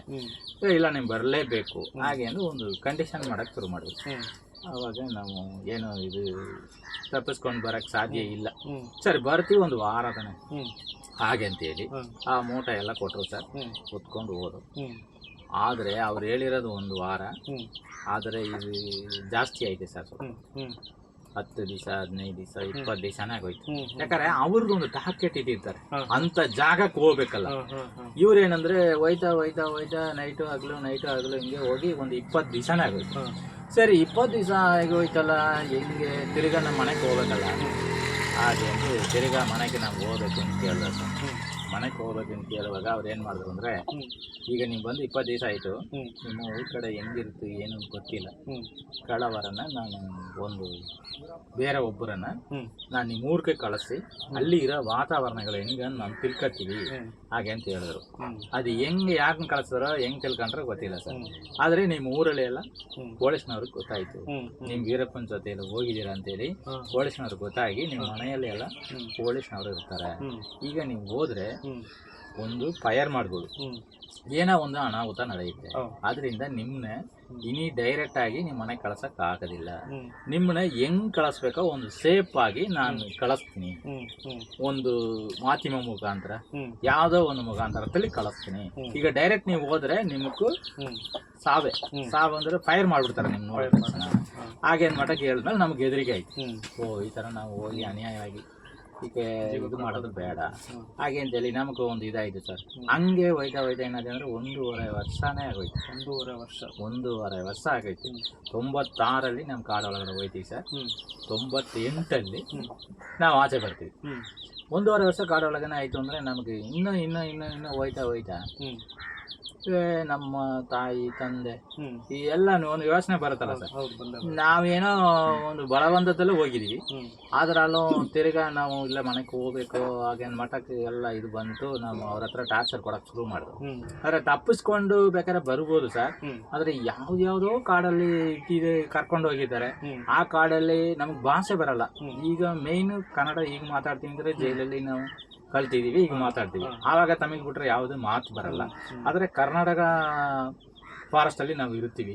ನಾವು ಎಲ್ಲೇ ತಪ್ಪಿಸ್ಕೊಂಡು ಬಂದು ಯಾವ್ದೋ ಒಂದು ಊರೊಳಗೆ ಬರ್ಲೇಬೇಕಲ್ವಾ. ಊರೊಳಗೆ ಬಂದ್ರೆ ಕೂಡ ಅವ್ರ ಹತ್ರ ಮಾತಾಡ್ಬೇಕಲ್ಲ. ಆ ಮಾತಿದ್ರೆ ತಾನೇ ನಾವ್ ಯಾವ್ದಾವ್ದು ಬಸ್ ರೂಟ್ ದಾರಿ ಎಲ್ಲ ಹಿಡಿಬೋದು. ಮತ್ತೆ ಇದು ಮಾಡಕ್ ಸಾಧ್ಯ ಇಲ್ಲ. ಆದ್ರೆ ತಪ್ಪಿಸ್ಕೊಂಡು ಹೋದ್ರಲ್ಲ ಇವ್ರ ಕಡೆಯಿಂದ ಒಂದು ತಪ್ಪಾಗುತ್ತೆ. ಇವರೇ ಕೂಡ ನಮ್ನ ಹುಡ್ಕೊಂಡ್ ಬಂದು ಫೈರ್ ಮಾಡ್ಬೋದು, ಏನಾದ್ರು ಒಂದು ಮಾಡ್ಬೋದಲ್ವಾ. ಅದರಿಂದ ನಾವು ತಪ್ಪಿಸ್ಕೊಂಡು ಹೋಗೋದೇ ಬೇಡ. ಇವ್ರ ಹತ್ರ ನಾವು ಡೈರೆಕ್ಟ್ ಹೇಳಿ ಹೋಗ್ಬೇಕು ಅಂತ ನಮ್ಮ ಉದ್ದೇಶ. ಆದ್ರೆ ನಾವು ಹೇಳ್ತಾನೆ ಬಂದು ದಿನ ಹೇಳೋದು, ಅಣ್ಣ ನಾವ್ ಇರಲ್ಲ, ನಾವು ಚೆನ್ನಾಗಿ ಮಾತಾಡ್ತಾರೆ ನಮ್ಮ ಹತ್ರ, ಅಣ್ಣ ತಮ್ಮ ರೀತಿಯೇ ಇದ್ರು. ಹೋದ್ಮೇಲೆ ಎಲ್ಲ ಏನೋದು ಟಾರ್ಚರ್ ಕೊಡೋದು ಅದೆಲ್ಲ ಇಲ್ಲ. ನಮ್ಮ ಕೈಲಿ ಆದಷ್ಟು ಕೆಲಸ ಮಾಡ್ತೀವಿ. ಏನಂದ್ರೆ ಅಡುಗೆ ಮಾಡ್ತೀವಿ, ಸೋರೆ ಕಡಿತೀವಿ, ಅವ್ರಿಗೆ ನೀರು ತಗೊಂಬರ್ತೀವಿ, ಇದೆಲ್ಲಾನು ಕೂಡ ಎಲ್ಲರೂ ಸೇರಿ ಮಾಡ್ತೀವಿ. ಈಗ ನೀವೇ ಮಾಡಬೇಕು ಹಾಗೆ ಅಂತೆಲ್ಲ ನಮ್ನೇನು ಟಾರ್ಚರ್ ಕೊಟ್ಟಿಲ್ಲ. ಮತ್ತೆ ನಾವು ಹಿಂಗೆ ಅನಿತಿನ ಹೇಳ್ತಾನೆ ಬಂದಿರೋದ್ರಿಂದ ಒಂದೂವರೆ ವರ್ಷ ಕಾಲ ಆದ್ಮೇಲೆ ಸರಿ ನಿಮ್ಗೆ ಕಳಿಸ್ತೀವಿ, ಯಾವುದೋ ಒಂದು ಮಾತಿ ಮತ್ತೆ ಅವ್ರನ್ನ ಕರೆಸಿ ಅವ್ರ ಮುಖಾಂತರ ನಿಮ್ಗೆ ಕಳಿಸ್ತೀವಿ. ಆವಾಗ ಒಂದು ಸೇಫ್ ಇರುತ್ತೆ. ನಿಮ್ನ ಜೈಲಲ್ಲಿ ಇಡ್ತಾರೆ ಅದು ಬೇರೆ, ಆದ್ರೆ ಟಾರ್ಚರ್ ಕೊಡಲ್ಲ, ಒಂದು ಫೈರ್ ಮಾಡಲ್ಲ, ಸಾಯಿಸಲ್ಲ. ಹಾಗೆ ಅಂತ ಹೇಳಿದ್ಮೇಲೆ ಅದು ಒಂದು ನಮ್ಗೆ ಜೈಲ್ ಎಷ್ಟು ವರ್ಷ ಬೇಕಾದ್ರೆ ಇಡ್ಲಿ, ಆದ್ರೆ ನಮ್ಮ ಅನ್ಯಾಯವಾಗಿ ಹೋಗಿ ಸಾಯಬಾರ್ದು. ಮತ್ತೆ ಏಟು ಅದು ಇದು ಎಲ್ಲ ಅವಾಗ ಸಮಯದಲ್ಲೆಲ್ಲ ಭಯಂಕರ ಸಿಕ್ಕಾಪಟ್ಟೆ ಏಟು ಹಿಡಿದಿರೋರೆಲ್ಲ ಏಟು ಮತ್ತೆ ಕರೆಂಟ್ ಶಾಕ್ ಕೊಡೋದು ಹಿಂಗೆಲ್ಲ ನಾವು ಕೇಳಿದೀವಿ. ಮತ್ತೆ ಈ ಟಾರ್ಚರ್ ನಮಗೆ ಇರಬಾರ್ದು ಅಂತೇಳಿ ಅದು ಒಂದು ಉದ್ದೇಶಕ್ಕಾಗಿ ಇನ್ನೊಂದು ಚೂರು ವೆಯ್ಟ್ ಮಾಡಿ ನಾನೊಂದು ಮಾತಿನ ತರ ನಮ್ಮ ಮುಖಾಂತರ ಕಳಿಸ್ತೀವಿ. ಆವಾಗ ನಗ್ಗೀರನವ್ರ ಹತ್ರ ಕೇಳಿದ್ರು, ಈ ತರ ನಮ್ಮ ಹುಡುಗರು 3 ಜನ ಸರೆಂಡರ್ ಆಯ್ತಾರೆ, ನೀವು ಡೈರೆಕ್ಟ್ ತಗೊಂಡೋಗಿ ಮುಖ್ಯಮಂತ್ರಿ ಹತ್ರನೇ ಕರ್ಕೊಂಡು ಹೋಗ್ಬೇಕು ಇವ್ರನ್ನ, ಬೇರೆ ಎಲ್ಲಿ ತಗೊಂಡೋಗಿ ಸ್ಟೇಷನ್ ಅಲ್ಲಿ ಅಲ್ಲಿ ಇಲ್ಲಿ ಇಡಬಾರ್ದು. ಅವಾಗ ಯಾರು ಮುಖ್ಯಮಂತ್ರಿ ಇದ್ರು? ಸರ್ ಕರುಣಾನಿಧಿ ಅವರು, ಸ್ಟಾಲಿನ್ ಅವರ ತಂದೆ. ಆವಾಗ ಮತ್ತೆ ಇವ್ರು ನಕೀರನ್ ಅವ್ರು ಬಂದಿಲ್ಲ. ಈಗ ನಮ್ಗೇನೋ ರಿಸ್ಕ್, ನಮ್ಗೇನೋ ಕೆಲಸಗಳಿರುತ್ತೆ, ಈಗ ಸತ್ಯಕ್ಕೆ ಬರಕ್ಕಾಗೋದಿಲ್ಲ ಅಂತ ಹೇಳ್ಬಿಟ್ರು. ಆಮೇಲೆ ನೆಟ್ರಿಕನ್ ಅಂತೇಳಿ ಒಂದು ಪತ್ರಿಕೆ, ಅವ್ರೇ AS ಮಣಿ ಅಂತೇಳಿ ಅವ್ರ ಹೆಸರು, ಅವರೇ ನಮ್ನ ಸರೆಂಡರ್ ಮಾಡ್ಸಕ್ ಮುಂದೆ ಬಂದ್ರು. ಸರಿ ಅವ್ರು ಬಂದಿದ್ರು ಸರ್ ಕಾಡ್ಗೆ, ಅವ್ರು ಬಂದಿಲ್ಲ. ಅವ್ರ ರಿಪೋರ್ಟರ್ ಒಬ್ರು ಪಾಯಿಂಬುಳಿ ಅಂತೇಳಿ ಒಬ್ರು ರಿಪೋರ್ಟರ್ಸ್, ಮತ್ತೆ ಇನ್ನೊಬ್ರು ಯಾರೋ ಹುಡುಗ ಕ್ಯಾಮ್ರಾಮನ್ ಬಂದಿದ್ರು. ಅವರು ಬಂದು ಎಲ್ಲ ವೀರಪ್ಪನ ಹತ್ರ ಇದೇ ರೀತಿ ಕೂತ್ಕೊಂಡು ಮಾತಾಡಿದ್ರು. ಅವ್ರು ಏನ್ ಹೇಳ್ತಾರಂದ್ರೆ, ನಾನು ಕೂಡ ಸರೆಂಡರ್ ಆಗ ಮೂವಿಲೇ ಇರ್ತೀನಿ. ಫಸ್ಟ್ ನಮ್ಮ ಸಾಚಾರ ಅಂದ್ರೆ ಇವ್ರು ಏನು ನಮ್ಮ ಜೊತೆಲಿ ವರ್ಷಾನ ಗಂಟ್ಲೆ ಇಲ್ಲ, ಏನೋ ಬಂದ್ರು, ನಾನೇನೋ ಒಂದು ಹೆಲ್ಪ್ಗಾಗಿ ಕರೆಸಿದೆ, 1.5 ವರ್ಷ ಅವ್ರ ಕಾಲ ಇದ್ರು. ಆದ್ರೆ ಇವ್ರು ಇದ್ದಿರೋ ಕಾಲದಲ್ಲಿ ನಾನು ಯಾವುದೇ ಮಳ್ರೆ ಏನು ಕೂಡ ಮಾಡಿಲ್ಲ. ಆಯ್ತಾ? ಅದೇ ನಾವಿರೋ ಸಮಯದಲ್ಲಿ ಸರ್ ಆ ಫಾರೆಸ್ಟ್ ನವ್ರು ಕಿಡ್ನಾಪ್ ಆಯ್ತಲ್ಲ 9 ಜನರು, ಆ ಕಿಡ್ನಾಪ್ ಒಂದಲ್ಲಿ ಮಾತ್ರ ನಾವಿರ್ತೀವಿ ಅಂದ್ರೆ ಹೆಂಗಂದ್ರೆ, ನಾವು ಹೋಗಿ ಅವ್ರನ್ನ ಕಿಡ್ನಾಪ್ ಮಾಡಿಲ್ಲ, ಏನೂ ಆಗಿಲ್ಲ, ಅವ್ರು ಹಿಡಿತಾರೆ. ಆದ್ರೂ ಕೂಡ ನಾವು ಅವ್ರ ಅಡುಗೆ ಎಲ್ಲ ಮಾಡಿ ಎಲ್ಲಾರ್ಗೂ ಕೊಡ್ತೀವಿ, ಮತ್ತೆ ಅವ್ರಿಗೂ ಕೊಟ್ಟಿದ್ವಿ. ಅವ್ರೇನು ಹೇಳಿದ್ರು ಅಂದ್ರೆ, ಕೋರ್ಟಲ್ಲಿ ಬಂದು ಸಾಕ್ಷಿ ಹೇಳಿದ್ರು, ಅಪ್ಪಸ್ವಾಮಿ, ತಂಗರಾಜು, ಅಂಗುರಾಜು ಇವರೆಲ್ಲ ನಮ್ನ ಇಟ್ಟಿರುವಾಗ ಇದ್ರು ಅಂತ ಹೇಳಿದ್ರು. ಅದನ್ನ ಇಟ್ಕೊಂಡೆ ಸರ್ ನಮಗೆ ಜೀವಾವಧಿ ಶಿಕ್ಷೆ ಕೊಟ್ರು. ಆ ಕೇಸಲ್ಲಿ ನಮಗೆ ಜೀವಾವಧಿ ಆಯ್ತು. ಮತ್ತೆ ಅದನ್ನು ಅವರೇ ಹೇಳಿದ್ರು, ಆ ಒಂದು ಕೇಸಲ್ಲಿ ಮಾತ್ರ ಇವ್ರು ಭಾಗಿಯಾಗಿದ್ದಾರೆ, ಅದಕ್ಕೂ ಎಷ್ಟು ಶಿಕ್ಷೆನೋ ಅದನ್ನ ಸ್ವಲ್ಪ ಕಮ್ಮಿ ಮಾಡಿ ಇವ್ರು ಕೊಟ್ಟು ಇವ್ರನ್ನ ನೀವು ಮನೆಗೆ ಕಳಿಸ್ಬೇಕು. ಯಾಕಂದ್ರೆ ಇವ್ರ ತಪ್ಪನ್ನ ಒಪ್ಪಿ ಬರ್ತಾರೆ, ಇಲ್ಲ ಅಂತ ಹೇಳಿಲ್ಲ. ವೀರಪ್ಪನ ಜೊತೆಲಿ ಇದಿರೋದು ನಿಜನೇ, ಆದ್ರೂ ಕೂಡ ಏನೋ ಈ ತರ ನಾನೇ ಒಂದು ಇದಕ್ಕಾಗಿ ಕರೆಸಿದೆ, ಈಗ ಹೋಯ್ತೀವಿ ಅಂದ್ರು ನಾನೇ ಕಳಿಸ್ತಾ ಇದೀನಿ ಹಾಗೆ ಅಂತ ಎಲ್ಲರ ಅವ್ರ ಮೀಡಿಯಾದಲ್ಲಿ ಕ್ಯಾಸೆಟ್ ಅಲ್ಲಿ ಮಾತಾಡಿ ಮತ್ತೆ ಅವ್ರ ಹತ್ರ ಕೊಟ್ಟು ಕಳಿಸ್ತಾರೆ. ಇವರು ಡೈರೆಕ್ಟ್ ಕರುಣಾನಿಧಿ ಹತ್ರನೇ ಚೆನ್ನೈಗೆ ಕರ್ಕೊಂಡು ಹೋಗ್ಬಿಟ್ಟು ಕಾರಲ್ಲಿ ಕರ್ಕೊಂಡು ಹೋಗಿ ಕರುಣಾನಿಧಿ ಹತ್ರನೇ ಒಂದು ಇದು ಮಾಡಿಸಿ, ಮತ್ತೆ ಇವ್ರನ್ನೇ ಯಾವುದು ಅವರು ಕೇಳಿರೋದು ಫಸ್ಟ್ ಏನಂದ್ರೆ, ಇವ್ರನ್ನ ಟಾರ್ಚರ್ ಕೊಡಬಾರ್ದು, ಮತ್ತೆ ಏಟ್ ಹೊಡೆಯೋದು, ಕರೆಂಟ್ ಕೊಡೋದು, ಇದೆಲ್ಲ ಕೊಡಬಾರ್ದು. ಏನಕ್ಕೆ ಅಂದ್ರೆ ಇವರೇ ಡೈರೆಕ್ಟ್ ಬರ್ತಾ ಇದ್ದಾರೆ, ಇವ್ರನ್ನೇನು ನೀವು ಹೋಗಿ ಹುಡುಕಿ ಹಿಡಿದಿಲ್ಲ. ಅದರಿಂದ ಇವ್ರ ಮೇಲೆ ಕೇಸ್ ಬೇಕಾದ್ರೆ ಹಾಕಿ ಶಿಕ್ಷೆ ಬೇಕಾದ್ರೆ ಕೊಡಿ, ಆದ್ರೆ ಕಮ್ಮಿ ಕೊಡಿ, ಕೊಟ್ಟು ಇವ್ರನ್ನ ಮನೆಗೆ ಕಳಿಸಿ. ಇವ್ರನ್ನ ಏನ್ ಮಾಡ್ತೀರಾ ಅಂತ ಅನ್ಕೊಂಡು ತಿಳ್ಕೊಂಡು ನಾನು ಕೂಡ ಸರೆಂಡರ್ ಆಗಕ್ಕೆ ಮುಂದೆ ಬರ್ತೀನಿ ಅಂತ ಅವ್ರಿಗೆ ಒಂದು ಮಾತು ಹೇಳಿದ್ರು, ಯಾರು ವೀರಪ್ಪನವರು. ಆವಾಗ ನೆಟ್ರಿಕನ್ ಪತ್ರಿಕೆ ಅವರು ನಮ್ಮನ್ನ ಕರ್ಕೊಂಡು ಚೆನ್ನೈಗೆ ಬಂದರು. ಮಣಿಯವರು ಕೃಷ್ಣಸ್ವಾಮಿ ಅಂತ ಒಬ್ಬರು ಲಾಯರ್, ಅವ್ರನ್ನ ಕರ್ಕೊಂಡ್ಬಂದು ಕರುಣಾನಿಧಿ ಅವ್ರ ಭೇಟಿಯಾಗಿ ಆಮೇಲೆ ಪ್ರೆಸ್ ಮೀಟ್ ಇತ್ತು. ಪ್ರೆಸ್ ಮೀಟಲ್ಲಿ ಕಮಿಷನರ್ ಕಾಳಿಮುತ್ತು, ಆವಾಗ STF ಬಾಸ್ ಅವರೇ ಅದಿರೆಡ್ಡಿ ಪಡೆ ತಲೆವರಾಗಿ ಅವರು ಇದ್ರು. ಮತ್ತು ಅವ್ರ ಹತ್ರ ಕರ್ಕೊಂಡ್ಬಂದು ಸರೆಂಡರ್ ಮಾಡಿಸಿ ಆಯ್ತು. ಆಮೇಲೆ ಸ್ಟೇಷನಲ್ಲಿ 1 ದಿನ ಇಟ್ಟಿದ್ರು. ಅದೇ ಇದರಲ್ಲೇ ಕೇಳಿದ್ರು, ಹೆಂಗ್ ಹೋದ್ರು ಹೆಂಗ್ ಬಂದ್ರು ಅಷ್ಟೇ ಕೇಳಿದ್ರು, ಏನು ಕೂಡ ಟಾರ್ಚರ್ ಕೊಟ್ಟಿಲ್ಲ. ಮತ್ತೆ ಹಿಂಗೆ ಹೇಳಿದ್ರು, ನಾವು ನಡೆದಿರೋ ಸ್ಟೋರಿನೇ ಹೇಳ್ದು, ನಾವು ಇಲ್ಲ ನಾವು ವೀರಪ್ಪನ ಹತ್ರನೇ ಹೋಗಿಲ್ಲ, ಅದಿದ್ರೂ ಇಲ್ಲ, ಎಲ್ಲರೂ ಗೊತ್ತಾಗಿರೋ ವಿಷಯನೇ. ನಾವು ಈ ಥರನೇ ಹೋಗಿದ್ದೋ ಸರ್, ನಮಗೆ ಈ ತಿಳುವಳಿಕೆ ಇಲ್ಲ ಒಂದು, ಮತ್ತೆ ಅವ್ರಿಗೂ ಒಂದು ಬೇಕಾಯ್ತು, ಅದರಿಂದ ಅವರು ಕೂಡ ಕರೆದ್ರು. ನಾನು ಅವ್ರನ್ನೇ ಇದು ಮಾಡಿ ಬರಕ ಆಯ್ತಾ ಇಲ್ಲ, ಆ ಸಿಚುವೇಶನ್ ಹೋದು. ಮತ್ತೆ ನಮಗೂ ಒಂದು ತಿಳುವಳಿಕೆ ಬಂತು, ಇಲ್ಲಿ ಇರೋ ತಪ್ಪು ಅಂತ ಬಂತು, ನಾವು ಬಂದ್ಬಿಟ್ಟಿದ್ವಿ, ನಮಗೆ ಏನು ಶಿಕ್ಷೆ ಬೇಕಾದ್ರೆ ಕೊಡಿ, ಇದೇ ನಾವು ಕೇಳಿರೋದು. ಮತ್ತೆ ಅಲ್ಲಿ ಚೆನ್ನೈಯಲ್ಲಿ ಒಂದು ಕೋರ್ಟಲ್ಲಿ ಹಾಜರು ಮಾಡ್ತಿದ್ರು. ಮತ್ತೆ ತಿರ್ಗಾ ತಂದು ಕೊಯಂತೂರು ಜೈಲಿಗೆ ಇಟ್ಟರು, ಮತ್ತೆ ಸೇಲಂ ಜೈಲಿಗೆ ಶಿಫ್ಟ್ ಮಾಡಿದ್ರು. ಮತ್ತೆ ಅಲ್ಲಿಂದ ಆ ಕೇಸ್ ಇದೆಲ್ಲ ಆ ಗುಂಡೆಲ್ಲ ತರ ಗುಂಡಲ್ಲ ಆ ಕೇಸ್ಗೆ ಅಲ್ಲಿ ಕರ್ನಾಟಕಕ್ಕೆ ಕರ್ಕೊಂಡು ಹೋಯ್ತಾರೆ ಆವಾಗ. ಮೈಸೂರು ಜೈಲು. ಮೈಸೂರು ಜೈಲಿಗೆ ಕರ್ಕೊಂಡೋಗಿ ಮೈಸೂರು ಜೈಲಲ್ಲಿ 11 ವರ್ಷ ಇದ್ದ ಸರ್. ಇಲ್ಲಿ ತಮಿಳ್ನಾಡಲ್ಲಿ 7 ವರ್ಷ ಇದ್ದು, ಒಟ್ಟು 18 ವರ್ಷ ಜೈಲು, 1.5 ವರ್ಷ ಕಾಡು. ನಾವು ಹೋಗಿರೋದು 17 ವರ್ಷದಲ್ಲಿ. ಹಾಗಾದ್ರೆ 19.5 ವರ್ಷ ಆದ್ಮೇಲೆ ನಾವು ಆಚೆ ಬರ್ತೀವಿ. ಆಚೆ ಇದ್ರೆ ಫಸ್ಟ್ ಏನಾಯ್ತು ಅಂದ್ರೆ ಸರ್, ಜೈಲಲ್ಲಿ ಜೀವಾವಧಿ ಶಿಕ್ಷೆ ಕೊಟ್ರಲ್ಲ ಈ ಕೇಸ್ಗೆ, ಈ ಕಿಡ್ನಾಪ್ ಕೇಸ್ಗೆ ಜೀವಾವಧಿ ಶಿಕ್ಷೆ ಕೊಟ್ಟರು ಚಾಮರಾಜನಗರ ಕೋರ್ಟಲ್ಲಿ. ಮತ್ತೆ ಅದಕ್ಕೆ ಶಿಕ್ಷೆಯಲ್ಲಿ ಇರುವಾಗ ಜೀವಾವಧಿ ಬಂದಿಗಳಿಗೆ ಒಂದು ಪರೋಲ್ ಕೊಡ್ತಾರಲ್ಲ, ಆ ಪರೋಲ್ ರಜದಲ್ಲಿ ನಾವು ಯಾವಾಗಲೂ ಟ್ರೈ ಮಾಡ್ತಾನೆ ಇದ್ದು. ಆದ್ರೆ ನಮ್ಮ ನಡವಳಿಕೆಗಳನ್ನು ನೋಡ್ತಾರೆ ಅವರು, ಸನ್ನಡತೆಯಿಂದ ಒಂದು ಇರುತ್ತಲ್ಲ ಜೈಲೊಳಗಡೆ ಸರ್. ನಮ್ಮ ಯಾವುದೇ ಅಡಾವಡಿ ಹೇಳೋದಕ್ಕೂ ಹೋಗಲ್ಲ. ನಮ್ದು ಕೇಸು ವೀರಪ್ಪನ್ ಅಂತ ಒಂದು ದೊಡ್ಡ ಹೆಸರು ಹೋಗ್ಬಿಟ್ರೆ ನಾವೇನು ಸುಮ್ನೆ ಒಬ್ರ ಹತ್ರ ಹೊಡೆದಾಟಕ್ಕೆ ಹೋಗ್ರು, ಒಬ್ರು ಗಲಾಟೆ ಮಾಡಕ್ ಹೋಗಿದ್ರು, ಯಾವ್ದಕ್ಕೂ ಹೋಗಲ್ಲ. ನಮಗಿನ್ ಕೊಟ್ಟಿರೋ ಕೆಲಸ ನಾವು ನೋಡ್ಕೊಂಡು ಸೈಲೆಂಟ್ ಆಗಿ ಇರೋವು. ಮತ್ತೆ ನಮ್ನೆಲ್ಲ ನೋಡಿ ಸೂಪ್ರಂಡ್, ಆವಾಗಿನ ಸೂಪ್ರಂಡ್ ಅನಿತಾ ಮೇಡಮ್, ಅಡಿಷನಲ್ ಸೂಪ್ರಂಡ್ ಅವರು, ಮತ್ತು ಅವರೆಲ್ಲ ನಮ್ಗೆ ತುಂಬಾ ಸಪೋರ್ಟ್ ಮಾಡಿದ್ರು. ಯಾಕಂದ್ರೆ ನಮ್ಮ ನಡವಳಿಕೆಗಳನ್ನು ನೋಡಿ ಅವ್ರಿಗೆ ತುಂಬಾ ಹಿಡಿದಿದೆ. ಮತ್ತೆ ಇವರು ಆನಂದ್ ರೆಡ್ಡಿ ಅಂತೇಳಿ ಸಾಹೇಬ್ರು ಸೂಪ್ರಂಡ್ ಅವ್ರು ಹೇಳಿದ್ರು, CS ಆಗಿ ಚೀಫ್ ಸೂಪ್ರಂಡ್. ಮತ್ತೆ ಅವರೆಲ್ಲ ನಮ್ಮ ನಡವಳಿಕೆಗಳನ್ನ ನೋಡ್ಬಿಟ್ಟು ಪಾಪ ಇವ್ರನ್ನೂ ಕೂಡ ಪರೋಲ್ ಕೊಡ್ಬೋದು, ಹೋಗ್ಲಿ ಪಾಪ ಮನೆ ನೋಡಿ ಬರಲಿ ಹಾಗೆ ಅಂತ ಹೇಳಿ ಪರೋಲ್ ಕೊಡಕ್ ಮುಂದೆ ಬಂದ್ರು. ಪರೋಲ್ ಕೊಟ್ಟರು. ಆದರೆ ಪರೋಲಲ್ಲಿ 4 ಸರಿ ಬಂದಿದ್ವಿ ಸರ್, 3 ತಿಂಗಳ ಪರೋಲ್. ಆವಾಗ ಒಂದ್ಸರಿ ಏನಾಯ್ತು ಅಂದ್ರೆ ನನ್ನ ತಂದೆ ತೀರೋದ್ರು. ನನ್ನ ತಂದೆ ತೀರೋಗಿರೋದಕ್ಕೆ ಎಮರ್ಜೆನ್ಸಿ ಪರೋಲ್ ಅಂತೇಳಿ 15 ದಿವಸ ಕೊಟ್ಟರು. ಅದಕ್ಕೆ ಬಂದು ಮತ್ತೆ ಅದು ಬಿಟ್ಟು 3 ತಿಂಗಳ ಪರೋಲಲ್ಲಿ ಬಂದಿದ್ದೀವಿ. ಮತ್ತೆ ಇದೆಲ್ಲ ಬಂದು ನಾವು 3 ತಿಂಗಳು ಮುಗಿಸಿ ಒಂದಿನ ಮುಂದೆ ಹೋಗಿ ನಾವು ಸರೆಂಡರ್ ಆಗ್ಬಿಡವು. ಇದನ್ನೆಲ್ಲ ನೋಡಿ ಅವರು ಇವ್ರನ್ನ ಬಿಡುಗಡೆಗೆ ಕೂಡ ನಾವು ಪರಿಶೀಲನೆ ಮಾಡ್ಬೋದು. ಯಾಕಂದ್ರೆ 18 ವರ್ಷ ಜೈಲು ಹೊಡೆದಿದ್ದಾರೆ. ಇವ್ರ ಮೇಲೆ ಇರೋದು ಕಿಡ್ನಾಪ್ ಕೇಸು. ಇವರು ಬಿಡುಗಡೆಗೆ ಶಿಫಾರಿಶ್ ಮಾಡ್ಬೋದು ಅಂತ ಹೇಳಿ ಮತ್ತೆ ನಮ್ಮ ಆನಂದ್ ರೆಡ್ಡಿ ಸಾಹೇಬ್ರು ಮತ್ತೆ ನಮ್ಮ ಅನಿತಾ ಅಂತ ಹೇಳಿ ನಮ್ಮ ಮೇಡಮ್ ಅವರು ಇವರೆಲ್ಲ ತುಂಬಾ ಇದಾದ್ರು. ಪಾಪ ಇವ್ರನ್ನೆಲ್ಲ ಬಿಡುಗಡೆ ಕೊಡ್ಬೋದು ಸರ್. ಇವರೆಲ್ಲ ಆಚೆ ಹೋಗಿ ಈಗ ನಾವು 3 ತಿಂಗಳು ಪರೋಲ್ ಕಳಿಸ್ತೀವಿ, ಒಂದು ದಿನ ಇರುವಾಗಲೇ ಇಲ್ಲಿ ಸರೆಂಡರ್ ಆಯ್ತಾರೆ ಸರ್. ಇವ್ರ ಮೇಲೆ ನಮ್ಗೆ ತುಂಬಾ ನಂಬಿಕೆ ಇದೆ. ಇವರು 3 ಜನರೇ ನೀವು ತುಪಾಕಿನೂ ಸೇರಿಸಿ 4 ಜನರನ್ನ ಎಲ್ಲಿ ಯಾವ ಟೈಮಲ್ಲಿ ಬಿಡುಗಡೆ ಮಾಡಿದ್ರಾಲು ನಾವು ಗ್ಯಾರಂಟಿ ಕೊಡ್ತೀವಿ ಹಾಗೆ ಅಂತ ಅವ್ರು ಒಪ್ಪಿಗೆ ಕೊಟ್ರು. ಯಾಕಂದ್ರೆ ಸರ್ ನಮ್ಮ ಸನ್ನಡತೆಯನ್ನ ಒಪ್ಪಿಗೆ ಕೊಡ್ಬೇಕಿರೋ ಮುಖ್ಯ ವ್ಯಕ್ತಿ ಯಾರು ಅಂದ್ರೆ ನಮ್ಮ ಜೈಲ್ ಸೂಪ್ರಂಡೇ ಕೊಡ್ಬೇಕು. ಸ್ಕೂಲಲ್ಲಿ ಒಂದು ಹೆಡ್ ಮಾಸ್ಟರ್ ತರ ಅವರು, ಅವ್ರಿಗೆ ಮಾತ್ರ ನಮ್ಮ ನಡವಳಿಕೆಗಳು ಗೊತ್ತಿರುತ್ತೆ. ಆದ್ರೆ ಅವ್ರು ಫುಲ್ ಶಿಫಾರಿಶ್ ಮಾಡಿದ್ರು ಸರ್. ಮತ್ತೆ ಅದೇ ರೀತಿ 4 ಜನ ಅಂದ್ರೆ ಅಪ್ಪುಸ್ವಾಮಿ ಅವರು, ತಂಗರಾಜ್ ಅವರು, ಅನ್ಬುರಾಜ್ ಅವರು ಮತ್ತೆ ತುಪಾಕಿ ಸಿದ್ಧ. ತುಪಾಕಿ ಸಿದ್ಧ ಅವ್ರ ಹೆಂಡತಿ ಕುಂಬಿ ಅವರು ಸರ್. ಕುಂಬಿ ಅವ್ರು ಏನಾಯ್ತು ಅಂದ್ರೆ ಫಸ್ಟ್ ಬಿಡುಗಡೆ ಅಂದ್ರೆ ಇದೇ ರೀತಿ ಯಡಿಯೂರಪ್ಪ ಅವ್ರ ಬೀಡಲ್ಲಿ ಯಡಿಯೂರಪ್ಪ ಮುಖ್ಯಮಂತ್ರಿ ಇರುವಾಗ ಲೇಡೀಸ್ಗಳನ್ನು, ಮಹಿಳಾ ಕೈದಿಗಳನ್ನು, ಜೀವಾವಧಿ ಬಂದಿಗಳನ್ನು 7 ವರ್ಷಕ್ಕೆ ಬಿಡುಗಡೆ ಮಾಡಿದ್ರು ಒಂದ್ಸರಿ. ಅದ್ರಲ್ಲೇ ಗುಂಬಿಗೆ 7 ವರ್ಷ ಆಗಿತ್ತು, ಅದರಲ್ಲಿ ಬಿಡುಗಡೆ ಆಯ್ತು. ನಮ್ದೇನಂದ್ರೆ ಆವಾಗ ನಮ್ಮ ಟೈಮ್ ಆಗಿಲ್ಲ. ಟೈಮ್ ಆಗಿಲ್ಲ ಅಂದ್ ಒಂದು, ಇನ್ನೊಂದೇನಂದ್ರೆ ನಮ್ಮ ಕೇಸು ವೀರಪ್ಪನ್ ಅಂತೇಳಿ ಒಂದು ದೊಡ್ಡ ಇದನ್ನ ಇಟ್ಟಿದಾರಲ್ಲ, ಅದನ್ನ ಇಟ್ಕೊಂಡು ಅವ್ರು ಬಿಡುಗಡೆಗೆ ಶಿಫಾರಿಶ್ ಮಾಡಿಲ್ಲ ನಮ್ಗೆ. ಆವಾಗ ನಮ್ಮನ್ನ ಇಟ್ಬಿಟ್ರು. ತಿರ್ಗಾ ಸಿದ್ದರಾಮಯ್ಯ ಅವರು ಮುಖ್ಯಮಂತ್ರಿ ಆಗಿರುವಾಗಲೇ ನಮಗೆ ಬಿಡುಗಡೆ ಆಯ್ತು. ಸಿದ್ದರಾಮಯ್ಯ ಅವರೇ ನಮಗೆ ಬಿಡುಗಡೆಗೆ ಒಪ್ಪಿಗೆ ಕೊಟ್ಟರು ಸರ್. ಸಿದ್ದರಾಮಯ್ಯ ಅವ್ರನ್ನ ಈಗಲೂ ಕೂಡ ನಾವು ದೇವ್ರ ಸಮಾನದಲ್ಲಿ ಇಟ್ಟಿದೀವಿ. ಯಾಕಂದ್ರೆ ನಮಗೆ ಮರು ಜೀವನವನ್ನು ಒಂದು ಕೊಟ್ಟಿರೋದಂದ್ರೆ ಅವರೇ. ಯಾಕಂದ್ರೆ ಸರ್ ಬೇರೆಯವ್ರು ಎಲ್ಲರೂ ಕೂಡ ಒಂದು ತಪ್ಪಾಗಿ ಆಲೋಚನೆ ಮಾಡ್ತಾರೆ. ಯಾಕಂದ್ರೆ ವೀರಪ್ಪನ್ ಸಹಚರರು, ವೀರಪ್ಪನ್ ಜೊತೆಲಿ ಇದಿರೋರು, ಇವ್ರನ್ನ ಹೆಂಗ್ ಆಚೆ ಬಿಡೋದು ಹಾಗೆಂತೆ ಅವ್ರ ಮೈಂಡ್.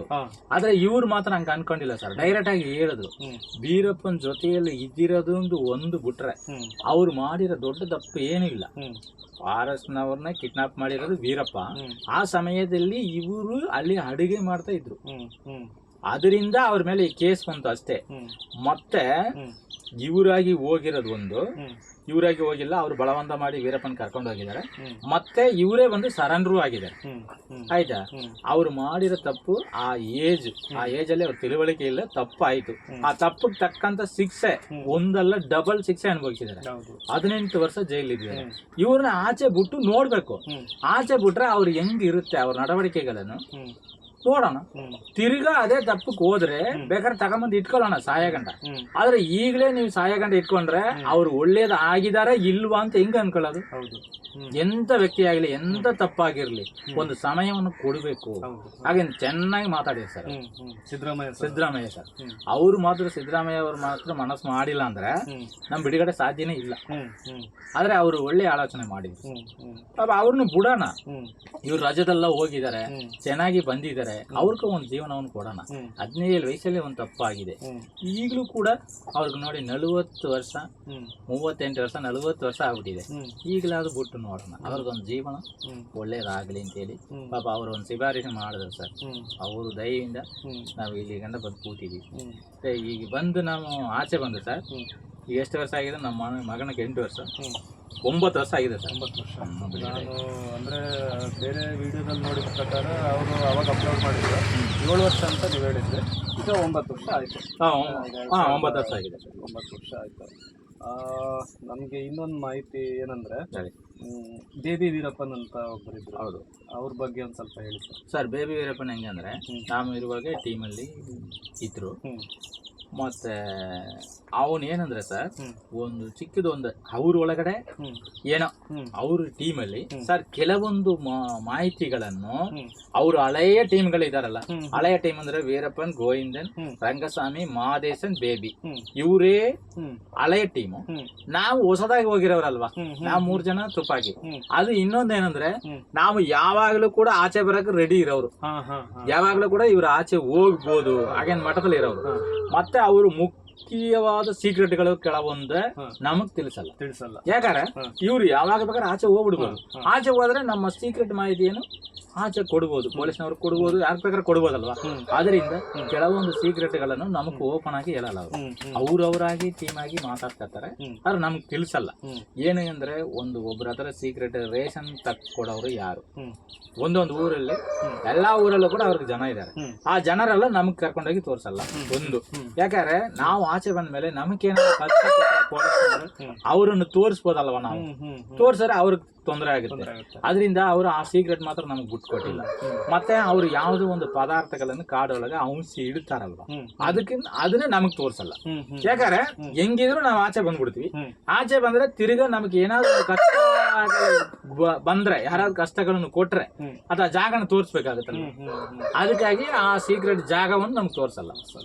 ಅದ್ರಲ್ಲಿ ಏನಾಯ್ತು ಅಂದ್ರೆ ಸರ್, ಅವ್ರ ಒಳಗಡೆ ಏನೋ ಒಂದು ಮಾತು ಇದರಲ್ಲಿ ಏನೋ ಒಂದು ಗಲಾಟೆ ಆಗಿದೆ, ಅದು ಮಾತ್ರ ನಮ್ಗೆ ಗೊತ್ತು. ಒಂದು ಚಿಕ್ಕದು ಯಾವ್ದೋ ಒಂದು ಮಾತಲ್ಲಿ ಗಲಾಟೆ ಈ ತರ ಆಗಿದೆ. ಆದ್ಮೇಲೆ ಏನಾಯ್ತು ಅಂದ್ರೆ, ಬೇಬಿ ನನಗೊಂಥರ ಮನಸ್ಸು ಇದಾಗಿದೆ, ಬೇಜಾರಾಗಿದೆ. ನಾನು ಒಂದು 10 ದಿವಸ ನಾನು ಸಪ್ರೇಟ್ ಇರ್ತೀನಿ ಹಾಗೆ ಅಂತ ಹೇಳಿ ಇವನು ಸಪ್ರೇಟ್ ಒಂದು ಜಾಗಕ್ಕೆ ಶಿಫ್ಟ್ ಆಗಿದ್ದಾನೆ. ಆದ್ರೆ ವೀರಪ್ಪನಿಗೆ ಹೇಳಿ ಹೋಗಿದ್ದಾನೆ, ಅದೇನು ಅನ್ಸ್ಕೊಂಡು ಓಡಿಲ್ಲ, ಹೇಳಿ ಹೋಗಿದ್ದಾನೆ. ಒಂದು 10 ದಿವಸ ನಾನು ಸಪ್ರೇಟ್ ಇತ್ತು, ಮಾವನ್ ಕರೆಯ ಮಾವ ವೀರಪ್ಪನ. ನಾನು ಒಂದು 10 ದಿವಸ, ಒಂದು ವಾರ ಸಪ್ರೇಟ್ ಜಾಗದಲ್ಲಿ ಇರ್ತೀವಿ. ಯಾಕಂದ್ರೆ ಅವ್ರಿಗೆ ಎಲ್ಲಾ ಜಾಗಗಳು ಗೊತ್ತಿರುತ್ತೆ, ಕಾಡಲ್ಲಿ ಏನು ಗೊತ್ತಿಲ್ಲ ಜಾಗನೇ ಇಲ್ಲ. ನಾನು ಒಂದು ವಾರ ಅಲ್ಲಿ ಇರ್ತೀನಿ ಹಾಗೆ ಅಂತ ಹೇಳ್ಬಿಟ್ಟು ಅವನು ಒಂದು ವಾರಕ್ಕೆ ಬೇಕಾಗಿರೋ ವಸ್ತುಗಳೆಲ್ಲ ತಕೊಂಡೇ ಹೋಗಿದ್ದ. ಮತ್ತೆ ಆ ಸಮಯದಲ್ಲಿ ಇವ್ರಿಗೂ ಅವ್ರಿಗೂ ಪರಿಚಯ ಇರೋರು ಕೆಲವರು ಇದಾರಲ್ವಾ, ಎಲ್ಲ ಊರಲ್ಲೂ ಕೂಡ ಅವ್ರಿಗೂ ಪರಿಚಯ ಇರೋರು ಇದ್ದಾರೆ. ಅವ್ರು ಯಾರೋ ಊರಿನವ್ರ ಹತ್ರ ಹೋಗಿ ಹೇಳಿ ಅವನಿಗೆ ಬೇಕಾಗಿರೋ ವಸ್ತುಗಳನ್ನ ತರಿಸ್ಕೊಂಡು ಅವನು ಅಲ್ಲಿ ಅಡುಗೆ ಮಾಡ್ಕೊಂಡು ತಿನ್ಕೊಂಡು ಅವನಿದ್ದಾನೆ. ಮತ್ತೆ ಅವನಿರೋ ಜಾಗಕ್ಕೆ ಇವ್ರು ಇಲ್ಲಿಂದ ನಡ್ಕೊಂಡು ಹೋಯ್ತಾ ಇದ್ದಾರೆ. ಹೆಂಗಂದ್ರೆ ಅವನಿರೋ ಜಾಗಕ್ಕೆ ಒಂದು ವಾರ ಬೇಕು, ಅಷ್ಟು ದೂರದಲ್ಲೇ ಅವ್ನು ಇರ್ತಾನೆ. ಮತ್ತೆ ನಾವು ಅರ್ಧ ದಾರಿ ಹೋಗುವಾಗಲೇ ರೇಡಿಯೋ ನ್ಯೂಸ್ ಅಲ್ಲಿ ಬಂತು. ಹೆಂಗ್ ಬಂದಿದೆ, ವೀರಪ್ಪನ್ ಬಾಡಿ ಸಿಕ್ಕಿದೆ, ವೀರಪ್ಪ ಶೂಟ್ ಔಟ್ ಆಗಿದ್ದಾನೆ, ಆದ್ರೆ ಬಾಡಿ ಸಿಕ್ಕಿದೆ, ಇಂಥ ಜಾಗದಲ್ಲಿ ಸಿಕ್ಕಿದೆ ಅಂತ ಹೇಳಿ ರೇಡಿಯೋ ನ್ಯೂಸ್. ಅದೇ ನ್ಯೂಸ್ ಅಲ್ಲೇ ತಿಳ್ಕೊಳ್ಳೋದು ಏನಿದ್ರು, ಏನು ಬೇಬಿ ಈ ತರ ಸತ್ತೋಗಿದ್ದಾನೆ ಅಂತ ಹೇಳ್ತಾರೆ, ಹೆಂಗ ಎಂತ ಅಂತೆ. ಅಲ್ಲ, ರೇಡಿಯೋ ನ್ಯೂಸ್ ಅಲ್ಲಿ ಬೇಬಿ ವೀರಪ್ಪನ್ ಅಂತ ಹೇಳಿದ್ರೆ ವೀರಪ್ಪನ್ ಅಂತ, ಬೇಬಿ ವೀರಪ್ಪನ್ ಅಂತ ಹೇಳ್ತಾರೆ. ಅವನ್ನೆಲ್ಲ ಅಲ್ಲ ಸುಡ್ಡು ಇದೆಲ್ಲ ಬಿಟ್ಕೊಂಡು ಯಾರು ನೋಡಿದ್ರು ಬೇಬಿಯಿಂದ ಕರೆಕ್ಟ್ ಆಗಿ ಕಂಡಿದೀವಿ. ಬೇಬಿ ಸತ್ತೋಗಿದ್ದಾನೆ ಅಂತ ಹೇಳ್ತಾರೆ. ಇದು ಹೆಂಗಾಗಿರ್ಬೋದು, ಪೊಲೀಸ್ನವ್ರು ಫೈರ್ ಮಾಡಿರ್ಬೋದಾ, ಹಂಗೆ ಹಿಂಗೆ ಅಂತ ಇವ್ರಿಗೇನು ಮಾಹಿತಿ ಅವಾಗ ಸಿಕ್ಕಿಲ್ಲ. ಸರಿ ಹೋಗೋಣ, ಹೆಂಗೆ ಆ ಜಾಗಕ್ಕೆ ಹೋಗಿ ನೋಡೋಣ ಹಾಗೆ ಅಂತೇಳಿ ಆ ಜಾಗಕ್ಕೆ ಬಂದು ನೋಡುವಾಗ ಯಾರೋ ಇವ್ರಿಗೆ ಬೇಕಾಗಿರೋರು ಮತ್ತೆ ಇವ್ರಿಗೆ ಸಪೋರ್ಟರ್ ಅವರು ಯಾರೋ ಇವ್ರ ಜೊತೆಯಲ್ಲಿ ಅವ್ರ ಒಳಗಡೆ ಏನಾದ್ರು ಗಲಾಟೆ ಆಯ್ತಾ ಏನಂತ ಗೊತ್ತಿಲ್ಲ, ಆದ್ರೆ ಒಟ್ಟು ಫೈರ್ ಆಗಿದೆ. ಆ ಫೈರ್ ಆದ್ಮೇಲೆನೆ ಇವ ಸತ್ತಿರೋದು. ಆದ್ರೆ ಪೊಲೀಸ್ನವರಂತೂ ಫೈರ್ ಮಾಡಿಲ್ಲ. ಹಾಗೆ ಅಂತ ಇವ್ರ ಒಳಗಡೆ ಮಾತಾಡ್ತಾ ಇದ್ದಾರೆ. ಅದು ಮಾತ್ರ ನಮ್ಗೆ ಗೊತ್ತು. ಕೆಲವೊಂದು ಸೀಕ್ರೆಟ್ ಆಗಿ ಓಪನ್ ಆಗಿ ಹೇಳಲ್ಲ. ನೀವು ಬೇಬಿ ವೀರಪ್ಪನವ್ರ ಬಾಡಿ ನೋಡಿದ್ರ? ಬಾಡಿ ಎಲ್ಲಿ ಸರ್, ನಾವು ಅಲ್ಲಿ ಒಂದು ವಾರ ನಡ್ಕೊಂಡು ಹೋಗುವ ದಾರಿ ಇರುವಾಗಲೇ ಬಾಡಿ ತೆಗೆದ್ಬಿಟ್ರು ಪೊಲೀಸ್ನವರು. ಯಾರೋ ದನ ಈ ತರ ಬಾಡಿ ಬಿದ್ದಿದೆ, ಇವ್ರು ಹೋಗಿ ನೋಡುವಾಗ ಶೂಟ್ ಆಗಿದೆ, ಫೈರ್ ಆಗಿರೋದು ಇದೆ. ಆದ್ರೆ ಬಾಡಿ ತಗೊಂಡು ಪೋಸ್ಟ್ ಮಾರ್ಟಮ್ ಎಲ್ಲ ಮಾಡಿ ಅವ್ರ ಮನೆಗೆ ಕೊಟ್ಟರು. ನಲ್ಲೂರು ಬೇಬಿ ವೀರಪ್ಪನವರು. ಬೇಬಿ ವೀರಪ್ಪನ ಜೊತೆಯಲ್ಲಿ ವೀರಪ್ಪನ ಜೊತೆಯಲ್ಲಿ ಇರುವಾಗ ನಮಗೆಲ್ಲ ಒಳ್ಳೆ ಪರಿಚಯ, ಜೊತೆಯಲ್ಲೇ ಇದ್ದೀವಿ. ಬಾಡಿ ಅಂತ ನಾವು ನೋಡಿಲ್ಲ. ಬೇಬಿ ವೀರಪ್ಪನ ಅವ್ರ ಸ್ವಭಾವ ಹೇಗಿತ್ತು? ಸ್ವಭಾವ ಅಂದ್ರೆ ಸರ್ ಚಿಕ್ಕ ಏಜ್, ಅದಕ್ಕೆ ಬೇಬಿ ವೀರಪ್ಪ ಅಂತ ಅವನಿಗೆ ಹೆಸರು. ಅಲ್ಲಿ ಇರೋ ಟೀಮ್ ಅಲ್ಲಿ ಚಿಕ್ಕ ಏಜ್ ಒಂದು ಅದು ಹೆಂಗ್ ಹೇಳ್ಬೋದು ಅಂದ್ರೆ ಸರ್ ಕನ್ನಡದಲ್ಲಿ ಫಾಸ್ಟ್, ಫಾಸ್ಟ್. ಏನೇ ಕೆಲಸ ಮಾಡ್ಬೇಕಾರ ನಾವು ಒಂದು 10 ನಿಮಿಷದಲ್ಲಿ ಮಾಡೋ ಕೆಲಸ ನಾವು 5 ನಿಮಿಷದಲ್ಲಿ ಮಾಡೋ, ಅದು ಅಷ್ಟೊಂದು ಫಾಸ್ಟ್. ಅಡುಗೆ ಮಾಡವ, ಒಂದು ಸೋದೆ ಕಟ್ ಮಾಡೋದಾಗ್ಲಿ, ಒಂದು ನೀರ್ ತರೋದಾಗ್ಲಿ, ಎಲ್ಲದರಲ್ಲೂ ಭಯಂಕರ ಫಾಸ್ಟ್ ಅವ. ಆದ್ರೆ ಚೆನ್ನಾಗಿ ನಮ್ ಜೊತೆ ಎಲ್ಲ ಚೆನ್ನಾಗಿ ಮಾತಾಡ್ತಾ ಇದ್ದ ಸರ್. ಏನು ಕೆಟ್ಟ ಅಭ್ಯಾಸ ಅಂದ್ರೆ ಏನಿಲ್ಲ, ಬಿಡಿ ಅದು ಎಲ್ಲಾರು ಕೂಡ ನಾವು ಕೂಡ ಕುಡಿದಿದ್ದೀವಿ. ಕಾಡಲ್ಲಿ ಏನೋ ಬೇಜಾರು ಅದೇ ಕುಡಿದಿದ್ದೀವಿ. ಆದ್ರೆ ಅದು ಒಂದು ಮಾತ್ರ ಇತ್ತು ಸರ್ ಅವನ ಹತ್ರ, ಬೇರೆ ಏನೋ ಕೆಟ್ಟ ಅಭ್ಯಾಸಗಳು ಏನೂ ಇಲ್ಲ. ಮತ್ತೆ ಆ ಟೀಮಲ್ಲಿ ಇನ್ನೊಂದೇನಂದ್ರೆ ಸರ್, ಈ ಕೆಟ್ಟ ಅಭ್ಯಾಸಗಳು ಬರಕ್ ಸಾಧ್ಯನೇ ಇಲ್ಲ. ಯಾಕಂದ್ರೆ ಅವರು ಅಂತ ಇದಕ್ಕೆ ಕೈ ಹಾಕಲ್ಲ. ಮತ್ತೆ ವೀರಪ್ಪನು ಆ ವಿಚಾರದಲ್ಲಿ ಸ್ವಲ್ಪ ಸ್ಟ್ರಿಕ್ಟ್ ಇದ್ರು ಅಂತ. ಭಯಂಕರ ಸ್ಟ್ರಿಕ್ಟ್. ಯಾಕಂದ್ರೆ ಒಂದು ಲೇಡೀಸ್ ವಿಚಾರ, ಈ ಎಣ್ಣೆ ಹೊಡೆಯ ವಿಚಾರ, ಇವೆರಡಲ್ಲೂ ಮಾತ್ರ ಭಯಂಕರ ಸ್ಟ್ರಿಕ್ಟ್ ಅಲ್ಲಿ ಇದ್ರು. ಯಾಕಂದ್ರೆ ಅದು ಎರಡು ಡೇಂಜರ್ ವಿಚಾರ. ಹಲವಾರು ವ್ಯಕ್ತಿಗಳು ನೋಡಿದ್ರೆ ಒಂದು ಈ ಲೇಡೀಸ್ ವಿಚಾರದಲ್ಲಿ ಹೋಗಿ ಸಿಕ್ಕಿರ್ತಾರೆ, ಇಲ್ಲಾಂದ್ರೆ ಈ ಎಣ್ಣೆ ವಿಚಾರದಲ್ಲಿ ಹೋಗಿ ಸಿಕ್ಕಿರ್ತಾರೆ. ಇದೇ ಅಲ್ವಾ ಸ್ಟೋರಿ ಆಗಿರೋ ಸರ್. ಈ ಮೊಮ್ಮಟಿಯನ್ ನೋಡಿದ್ರೆ ನಿಮ್ಗೆ ಕೇಳಿರ್ಬೋದು ನೀವು, ಮೇಚೇರಿ ಅವರು ಮೊಮ್ಮಟಿ ಅಂತೇಳಿ ವೀರಪ್ಪನಕ್ಕೂ ಮುಂಚೆ ಅವರೇ ಒಂದು 6 ಮರ್ಡರ್ ಮಾಡ್ಬಿಟ್ಟು ಅವರು ಇದೇ ರೀತಿ ಕಾಡೊಳಗಿತ್ತು. ಅವರು ಒಂದು ಲೇಡೀಸ್ ವಿಚಾರದಲ್ಲಿ ಹೋಗಿ ಸಿಕ್ಕಾಕೊಂಡ್ರು. ಆದ್ರಿಂದ ಇವ್ರಿಗೆ ಅದೆಲ್ಲ ದೊಡ್ಡ ಪಾಠ ಏನಂದ್ರೆ ಎಣ್ಣೆ ಹೊಡೆಯಬಾರದು ಟೀಮಲ್ಲಿ, ಮತ್ತೆ ಈ ಲೇಡೀಸ್ ವಿಚಾರದಲ್ಲಿ ಯಾರು ಕೂಡ ಭಾಗಿರ್ಬಾರ್ದು. ಇದ್ರೆ ಶೂಟಿಂಗ್ ಫೈರೇ. ಸೇತುಕುಳಿ ಗೋವಿಂದ ಅವರು ಈ ಒಂದು ವಿಚಾರಕ್ಕೆ ಸಂಬಂಧಪಟ್ಟಂಗೆ ಯಾರಿಗೊಬ್ರಿಗೆ ಹಣೆಗೆ ಶೂಟ್ ಮಾಡಿದ್ರು ಅಂತ ಕೇಳ್ಪಟ್ವಿ, ಹೌದಾ? ಅದ ನಮ್ಮ ಇರುವ ಸಮಯದಲ್ಲಿ ಆತರ ನಡೆದಿಲ್ಲ ಸರ್. ಆದ್ರೆ ನಾವು ಈಚೆ ಬಂದ ಮೇಲೆ ಮಹಾದೇಶನ್ ಸತ್ತಿದ್ದಾನೆ, ರಂಗಸ್ವಾಮಿ ಸತ್ತಿದ್ದಾನೆ, ಬೇಬಿ ಒಬ್ಬರು ಮಾತ್ರ ನಾವ್ ಇರುವಾಗ ಸತ್ತಿರೋದು. ಮತ್ತೆ ಇವರೆಲ್ಲ ನಾವ್ ಆಚೆ ಬಂದ ಮೇಲೆ ಸತ್ತಿರೋದು ಸರ್. ಅದೆಲ್ಲ ಏನೇನು ವಿಚಾರಕ್ಕಾಗಿ ಸತ್ರು ಹೆಂಗ ಅಂತ ನಾವು ಹೇಳಕ್ ಆಗಲ್ಲ. ನಾನೀಗ ಹೇಳಿದ್ದೆ ರಂಗಸ್ವಾಮಿ ಹಣೆಗೇನೋ ಶೂಟ್ ಮಾಡ್ತಾರೆ. ಆ ರಂಗಸ್ವಾಮಿ ಸತ್ತಿರೋದನ್ನ ನಾವೇ ಒಂದು ಜೈಲೊಳಗಡೆ ಟಿವಿಯಲ್ಲಿ ಪೇಪರ್ ಅಲ್ಲಿ ಮಾತ್ರ ನೋಡಿರೋದು ಸರ್. ನಾವ್ ಜೈಲಿಗೆ ಬಂದ್ಬಿಟ್ಟಿದ್ವಿ, ಆಮೇಲೆ ಇವರೆಲ್ಲ ಸತ್ತಿರೋದು. ಆದ್ರೆ ಇವ್ರ ವಿಚಾರಗಳೆಲ್ಲ ಹೆಂಗ್ ನಡೀತು ಹೆಂಗಂತ ಹೇಳಕ್ ಸಾಧ್ಯ ಇಲ್ಲ. ಆದ್ರೂ ಕೂಡ ಈ ವಿಚಾರದಲ್ಲಿ ಖಂಡಿತ ಅವರು ಶೂಟ್ ಮಾಡೋದು 100% ಸಾಧ್ಯ. ಈ ವಿಚಾರಕ್ಕೆ ಹೋಗಿದ್ರೆ ಖಂಡಿತ ಶೂಟ್ ಮಾಡ್ಬಿಡ್ತಾರೆ, ಯಾರೇ ಇರ್ಲಿ. ಅದು ಬೇಕಾದ್ರೆ ನಮ್ಮ ಪಕ್ಕ ಹೇಳ್ತೀವಿ, ಆಯ್ತು ಸರ್. ಅದರಲ್ಲಿ ಭಯಂಕರ ಸ್ಟ್ರಿಕ್ಟ್ ಇತ್ತು. ಮತ್ತೆ ನಾನು ಇನ್ನೊಂದು ಹೇಳ್ಬೇಕೇನಂದ್ರೆ, ಈಗ ಸ್ವಾಮಿ ನಿಷ್ಠೆ ಅಂತ ಬಂದಾಗ ಅದಕ್ಕೆ ತಕ್ಕಂತ ಉದಾಹರಣೆ ಸೇತುಕುಳಿ ಗೋವಿಂದ ಅವರು ಅಲ್ವಾ? ಸ್ವಾಮಿ ನಿಷ್ಠೆ ಅಂತಂದ್ರೆ ನಾವೊಬ್ಬರಿಗೆ ಒಂದು ಪ್ರಾಂಪ್ಟ್ ಆಗಿದ್ದೀವಿ ಅಂತಂದ್ರೆ ಅದಕ್ಕೆ ಉದಾಹರಣೆ ಅಂತಂದ್ರೆ ಸೇತುಕುಳಿ ಗೋವಿಂದ ಅಂತ ಹೇಳ್ತಾರೆ ಸರ್. ಅದ್ ಹೆಂಗ್ ಹೇಳ್ಬೇಕಂದ್ರೆ, ವೀರಪ್ಪ ಅಂತ ಒಂದು ಹೆಸರು ಇರ್ಬೋದು ದೊಡ್ಡದಾಗಿ, ಆ ಮೈಂಡ್ ಇದೆಲ್ಲ, ಆ ಮೈಂಡ್ ಎಲ್ಲ ಸೇತುಕುಳಿ ಇದೆ. ಹೆಂಗಂದ್ರೆ ಒಂದು ಜಾಗ ಶಿಫ್ಟ್ ಆಗ್ಬೇಕು, ಇಲ್ಲಿಂದ ಒಂದು ಬೇರೆ ಒಂದು ಕೆಲ್ಸಕ್ಕೆ ಹೋಗ್ಬೇಕಾರೆ ಇವ್ರೇ ಮೈಂಡ್ ಸೇತುಕುಳಿ. ಆದ್ರೆ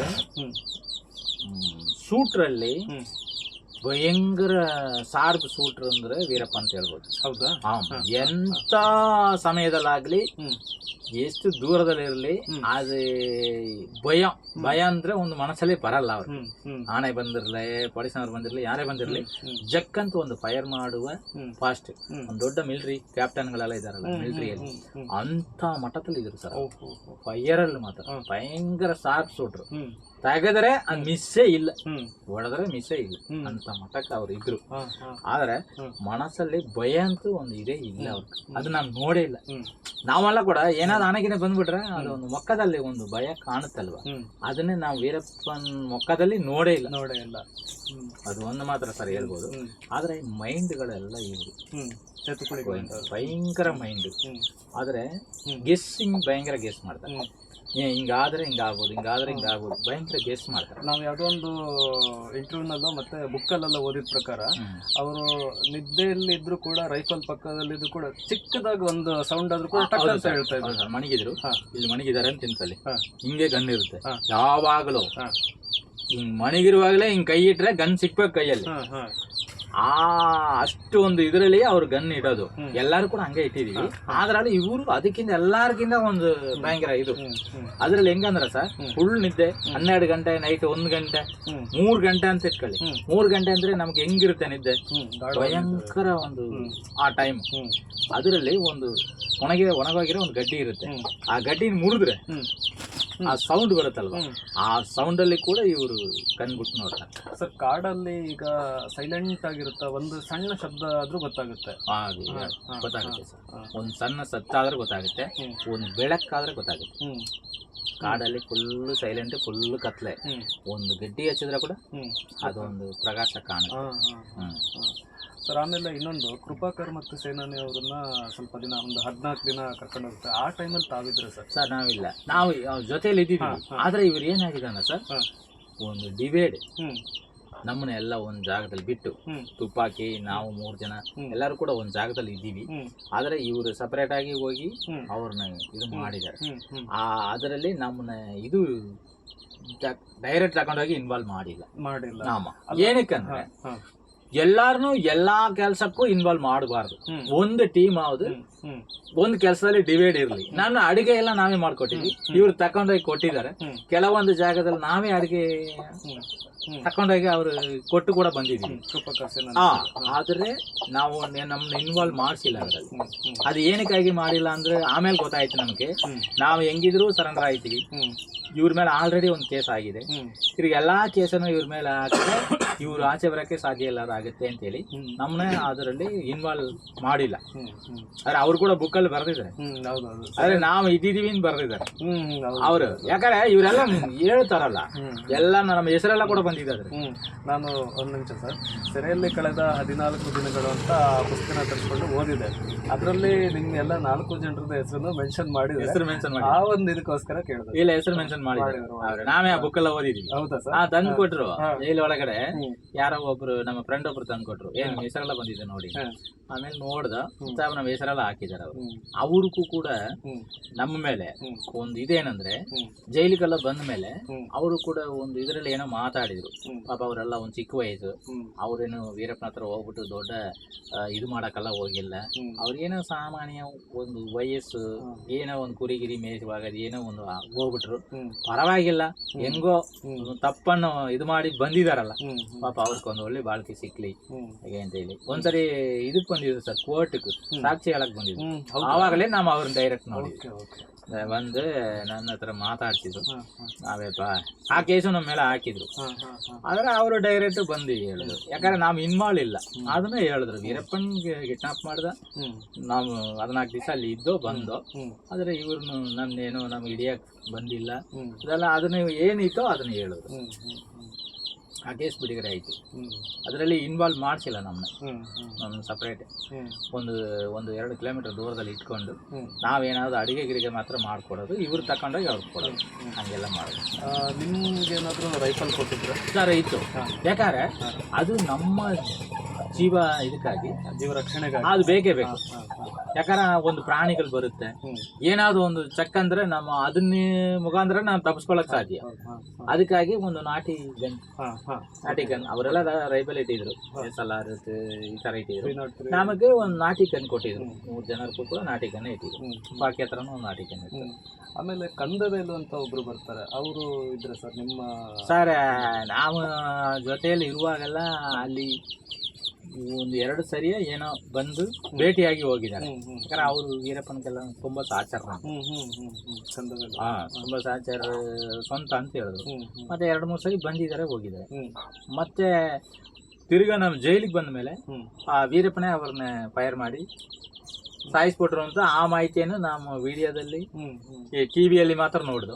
ನಮ್ಮ ಸೇಲಂ ಜೈಲಲ್ಲಿ ಇದ್ದಾವಾಗ ಕಂದವೇಲನ್ನು ಸಾಯಿಸಿದ್ರು ಹಾಗೆ ಅಂತೇಳಿ. ಆಮೇಲೆ ಏನಾಯ್ತು ಅಂದ್ರೆ ಕಂದವೇಲೆ ಬೇಬಿಯನ್ನು ಸಾಯಿಸಿರೋದು, ಅದಕ್ಕಾಗಿ ಇವ್ರು ಕಂದವೇಲನ್ನು ಶೂಟ್ ಮಾಡಿದ್ರು. ಆಗ ನಮ್ಮ ಜೈಲಿಗೆ ಬಂದ ಮೇಲೆ ಆ ಮಾಹಿತಿ ನಮಗೆ ಗೊತ್ತಾಯ್ತು. ಅಲ್ಲಿ ಗಂಡ ನಮಗ್ ಸೀಕ್ರೆಟ್ ಬಿಟ್ಟಿಲ್ಲ ಅವ್ರು, ಕಂದವೇಲೆ ಬೇಬಿ ಸಾಯಿಸಿರೋದು ಅಂತೂ ಹೇಳಿಲ್ಲ. ಯಾಕಂದ್ರೆ ಅದನ್ನೇ ನಾವು ಹೇಳ್ತೀವಲ್ಲ ಸರ್, ನಾವು ಆಚೆ ಬರ್ತೀವಿ ಗೊತ್ತಾದ್ಮೇಲೆ ನಮಗ್ ಕೆಲವೊಂದು ಸೀಕ್ರೆಟ್ಗಳನ್ನು ನಮ್ಗೆ ಕೇಳಲ್ಲ ಅವ್ರು, ಅವ್ರ ಟೀಮಲ್ಲಿ ಮಾತ್ರ ಮಾತಾಡ್ತಾರೆ. ಅದು ಹಂಗೆ ಇಟ್ಟಿದ್ರು. ಆಮೇಲೆ ಈಗ ಕಾಡಲ್ಲಿದ್ದಾಗ ವೀರಪ್ಪನವ್ರಿಗೆ ಬಹಳ ಇಷ್ಟವಾಗಿದ್ದು ಅಂತಂದ್ರೆ ಕರಿಕೋತಿ ರಕ್ತ ಅಂತ. ಹೌದಾ ಸರ್? ಅದು ನೀವು ಟೇಸ್ಟ್ ಮಾಡಿ? ನಾವು ಮಾಡಿದೀವಿ. ಅದು ಹೆಂಗಂದ್ರೆ ಸರ್, ಅದು ಏನಕ್ಕಾಗಿ ಅದು ಒಂದು ಬಹಳ ಇದು ಅಂದ್ರೆ, ಕಾಡಲ್ಲಿರುವ ಅಷ್ಟೂ ಗಿಡಗಳು ಅಷ್ಟೂ ಮರಗಳನ್ನು ಆ ಜಿಗುರು ಇರುತ್ತಲ್ಲ ಅದನ್ನೆಲ್ಲ ತಿನ್ನುತ್ತೆ. ಅದು ತಿಂದ್ಮೇಲೆ ಏನಾಯ್ತು ಅಂದ್ರೆ ಸರ್, ಅದೆಲ್ಲ ಸೇರಿ ಒಂದು ಭಯಂಕರ ಮೂಳಿಗೆ ಅಂತ ಹೇಳ್ತೀವಿ ತಮಿಳಲ್ಲಿ, ಕನ್ನಡದಲ್ಲಿ ಹೆಂಗಂತಿಲ್ಲ, ಅದು ಮೂಳಿಗೆ ಅಂತ ಹೇಳ್ತೀವಿ. ಮೂಳಿಗೆ ಅಂದ್ರೆ ಎಲ್ಲಾ ಹಸಿರು ಆ ಗಿಡಗಳೆಲ್ಲ ಸೇರಿದ್ರೆ ನಮ್ಗೊಂದು ಒಳ್ಳೆ ಶಕ್ತಿಯನ್ನು ಮೂಲಿಕೆ ಮತ್ತೆ ಅದು ಕೆಟ್ಟ ನಮ್ಮ ಬಾಡಿಯಲ್ಲಿ ಏನೇ ರೋಗಗಳಿದ್ರ ಕೂಡ ಅದು ಒಂಥರ ವಾಸಿ ಮಾಡುತ್ತೆ ಹಾಗೆ ಅಂತ ಹೇಳಿ ವೀರಪ್ಪನೆಲ್ಲ ಹೇಳವ್ರು. ನಾವೆಲ್ಲ ಕುಡಿದಿದ್ವಿ ಆ ರಕ್ತ ಕುಡಿಯೋದು, ಹಸಿನೇ ಕುಡಿಯೋದು. ಮತ್ತೆ ಅದನ್ನ ಹೇಳಿದಾರೆ ಸರ್, ಅದನ್ನ ಆ ಮಾಂಸನೂ ಕೂಡ ಆರೋಗ್ಯಕ್ಕೆ ಒಳ್ಳೆಯದು ಹಾಗೆ ಅಂತ ಹೇಳಿದ್ದಾರೆ. ಜಾಸ್ತಿ ತಿನ್ನೋದು ಕೂಡ ಅದೇ ಅವರು. ಆಮೇಲೆ ವೀರಪ್ಪನ ಹತ್ರ ಈ ಒಣಗಿದ ಮಾಂಸ ಯಾವಾಗ್ಲೂ ಇಟ್ಕೊಂಡಿರ್ತಾರೆ. ಹೌದಾ ಸರ್? ಒಂದ್ ಹಾಲು ತೂಕ ಅಂದ್ರೆ ಒಂದು 30 kg 35 kg ಇಟ್ಟಿದೀವಿ ಯಾವಾಗ್ಲೂ. ಒಣಗಿರೋ ಹಸಿ ಮಟನ್ಕಿಂತ ಒಣಗಿರೋ ಮಟನ್ ತುಂಬಾ ಇಷ್ಟ ಅವ್ರಿಗೆ, ತುಂಬಾ ಇಷ್ಟ.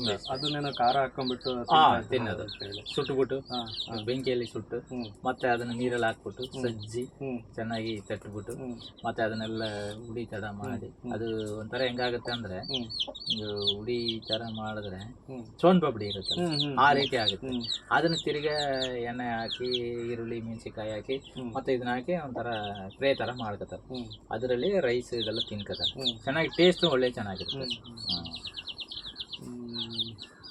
ಮತ್ತೆ ವೀರಪ್ಪನವರು ವ್ಯಕ್ತಿಗತವಾಗಿ ಆಗಿದ್ರೆ ವ್ಯಕ್ತಿತ್ವದಲ್ಲಿ ಹೇಳ್ಬೇಕಾದ್ರೆ, ವೀರಪ್ಪನ್ ಸ್ಟಾರ್ಟಿಂಗ್ ಅಲ್ಲಿ ಬಡತನ ಅವ್ರು ನಮ್ಗೆ ಕೇಳಿರೋ ಪ್ರಕಾರ, ನಾವು ಅಲ್ಲಿ ಇದ್ದಿರೋ 1.5 ವರ್ಷದಲ್ಲಿ ಅವ್ರ ಬಾಯಲ್ಲಿ ಕೇಳಿರೋ ಪ್ರಕಾರ, ಅವರು ನಡವಳಿಕೆಗಳನ್ನು ನೋಡಿರೋ ಪ್ರಕಾರದಲ್ಲಿ ವೀರಪ್ಪನ್ ಹೆಂಗಂದ್ರ ಸರ್, ಅವರು ಆ ಸಮಯ ಭಯಂಕರ ಬಡತನ, ಚಿಕ್ಕದಾಗಿರ್ಬೋದು ಭಯಂಕರ ಬಡತನ. ಅವ್ರ ತಂದೆ ಕೂಡ ಒಂದು ಬೇಟೆಯಿಂದ ಒಂದು ಏನಾದ್ರು ಪ್ರಾಣಿಗಳನ್ನ ಹೊಡೋದು, ಅದನ್ನು ಮಾರಿ ಅದರಲ್ಲಿ ಊಟಕ್ಕೆಲ್ಲ ತಕೊಂಡು ತಿನ್ನೋದು, ಇದೇ ರೀತಿನೇ ಬೆಳೆದಿರೋದು ಅವರು. ಮತ್ತೆ ಅವ್ರ ತಂದೆ ಕೇಜಾವಾಗ ಇವ್ರ ಗನ್ ತಕೊಂಡಿದ್ದಾರೆ. ಇವರು ಬೇಟೆಗೆ ಹೋಗಿರೋದು.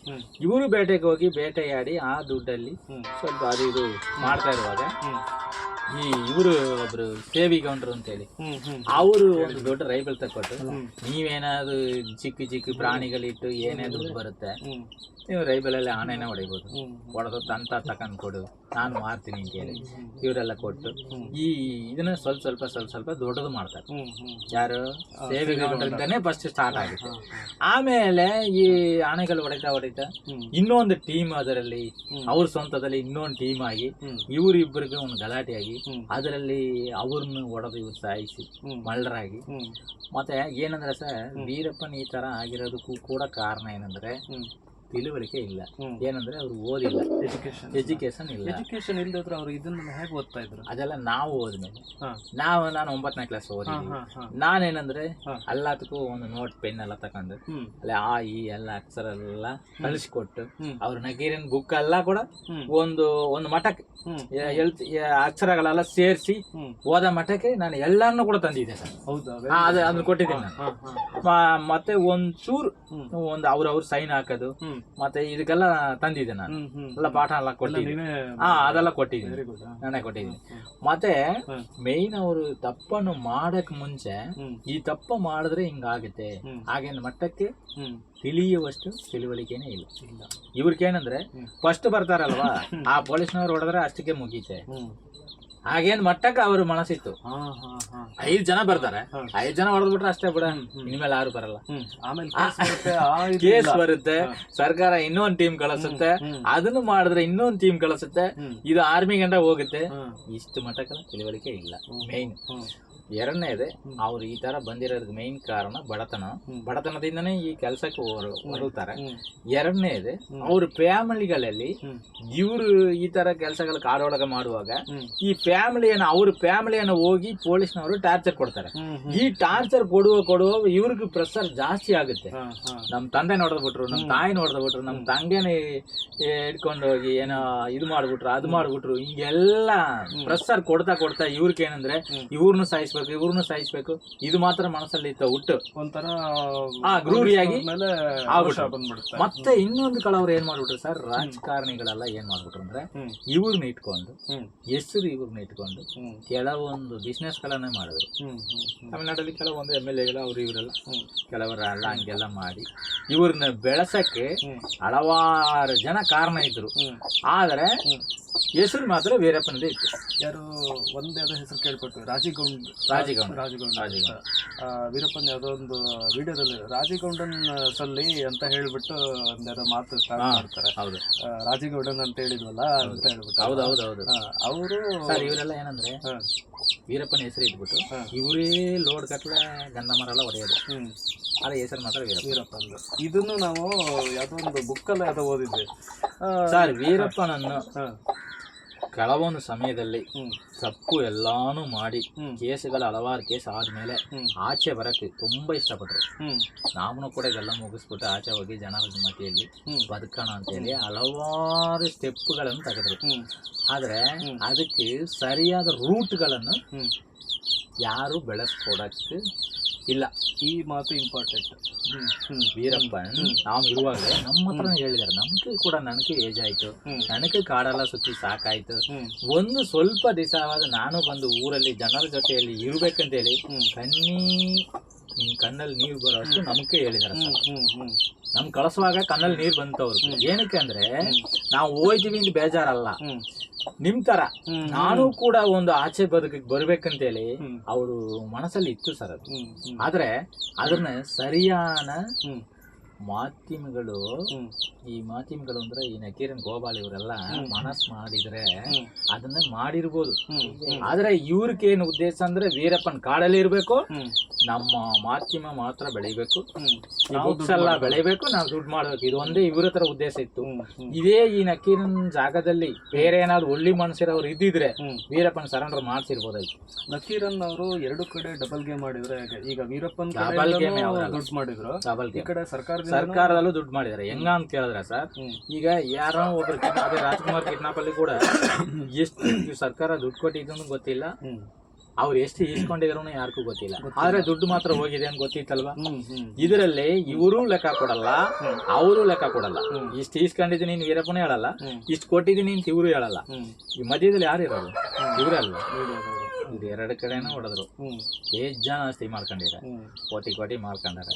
ಆದ್ರೂ ಕೂಡ ವೀರಪ್ಪನಕ್ಕೊಂದು ಒಳ್ಳೇದ್ ಮಾಡೋಣ, ವೀರಪ್ಪನ್ ತಂದು ಊರಲ್ಲಿ ಇಡೋಣ, ಆ ಮನಸ್ಸು ಮಾತ್ರ ಇಲ್ಲ. ಏನಕ್ಕಂದ್ರೆ ಸರ್, ಅವ್ರ ಮಾತನ್ನ ತಕೊಂಬಂದು ಡೈರೆಕ್ಟ್ ಆಗಿ ಮುಖ್ಯಮಂತ್ರಿ ಹತ್ರ ಹೇಳಲ್ಲ.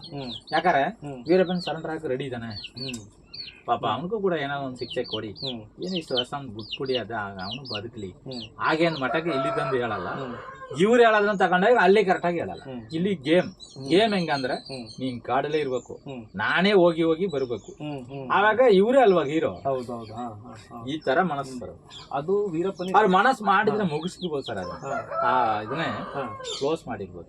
ಇದೇ ಕರುಣಾನಿಧಿ ಇರುವಾಗ ಮುಖ್ಯಮಂತ್ರಿಯಾಗಿ ಸ್ಟಾಲಿನ್ ಅವ್ರ ತಂದೆ ಇರುವಾಗ ವೀರಪ್ಪನ್ ಡೈರೆಕ್ಟ್ ಒಂದು ಸರೆಂಡರ್ ಆದ್ರೆ ವೀರಪ್ಪನಿಗೆ ಸಪ್ರೇಟ್ ಒಂದು ಜೈಲ್ ಮಾಡ್ತೀವಿ.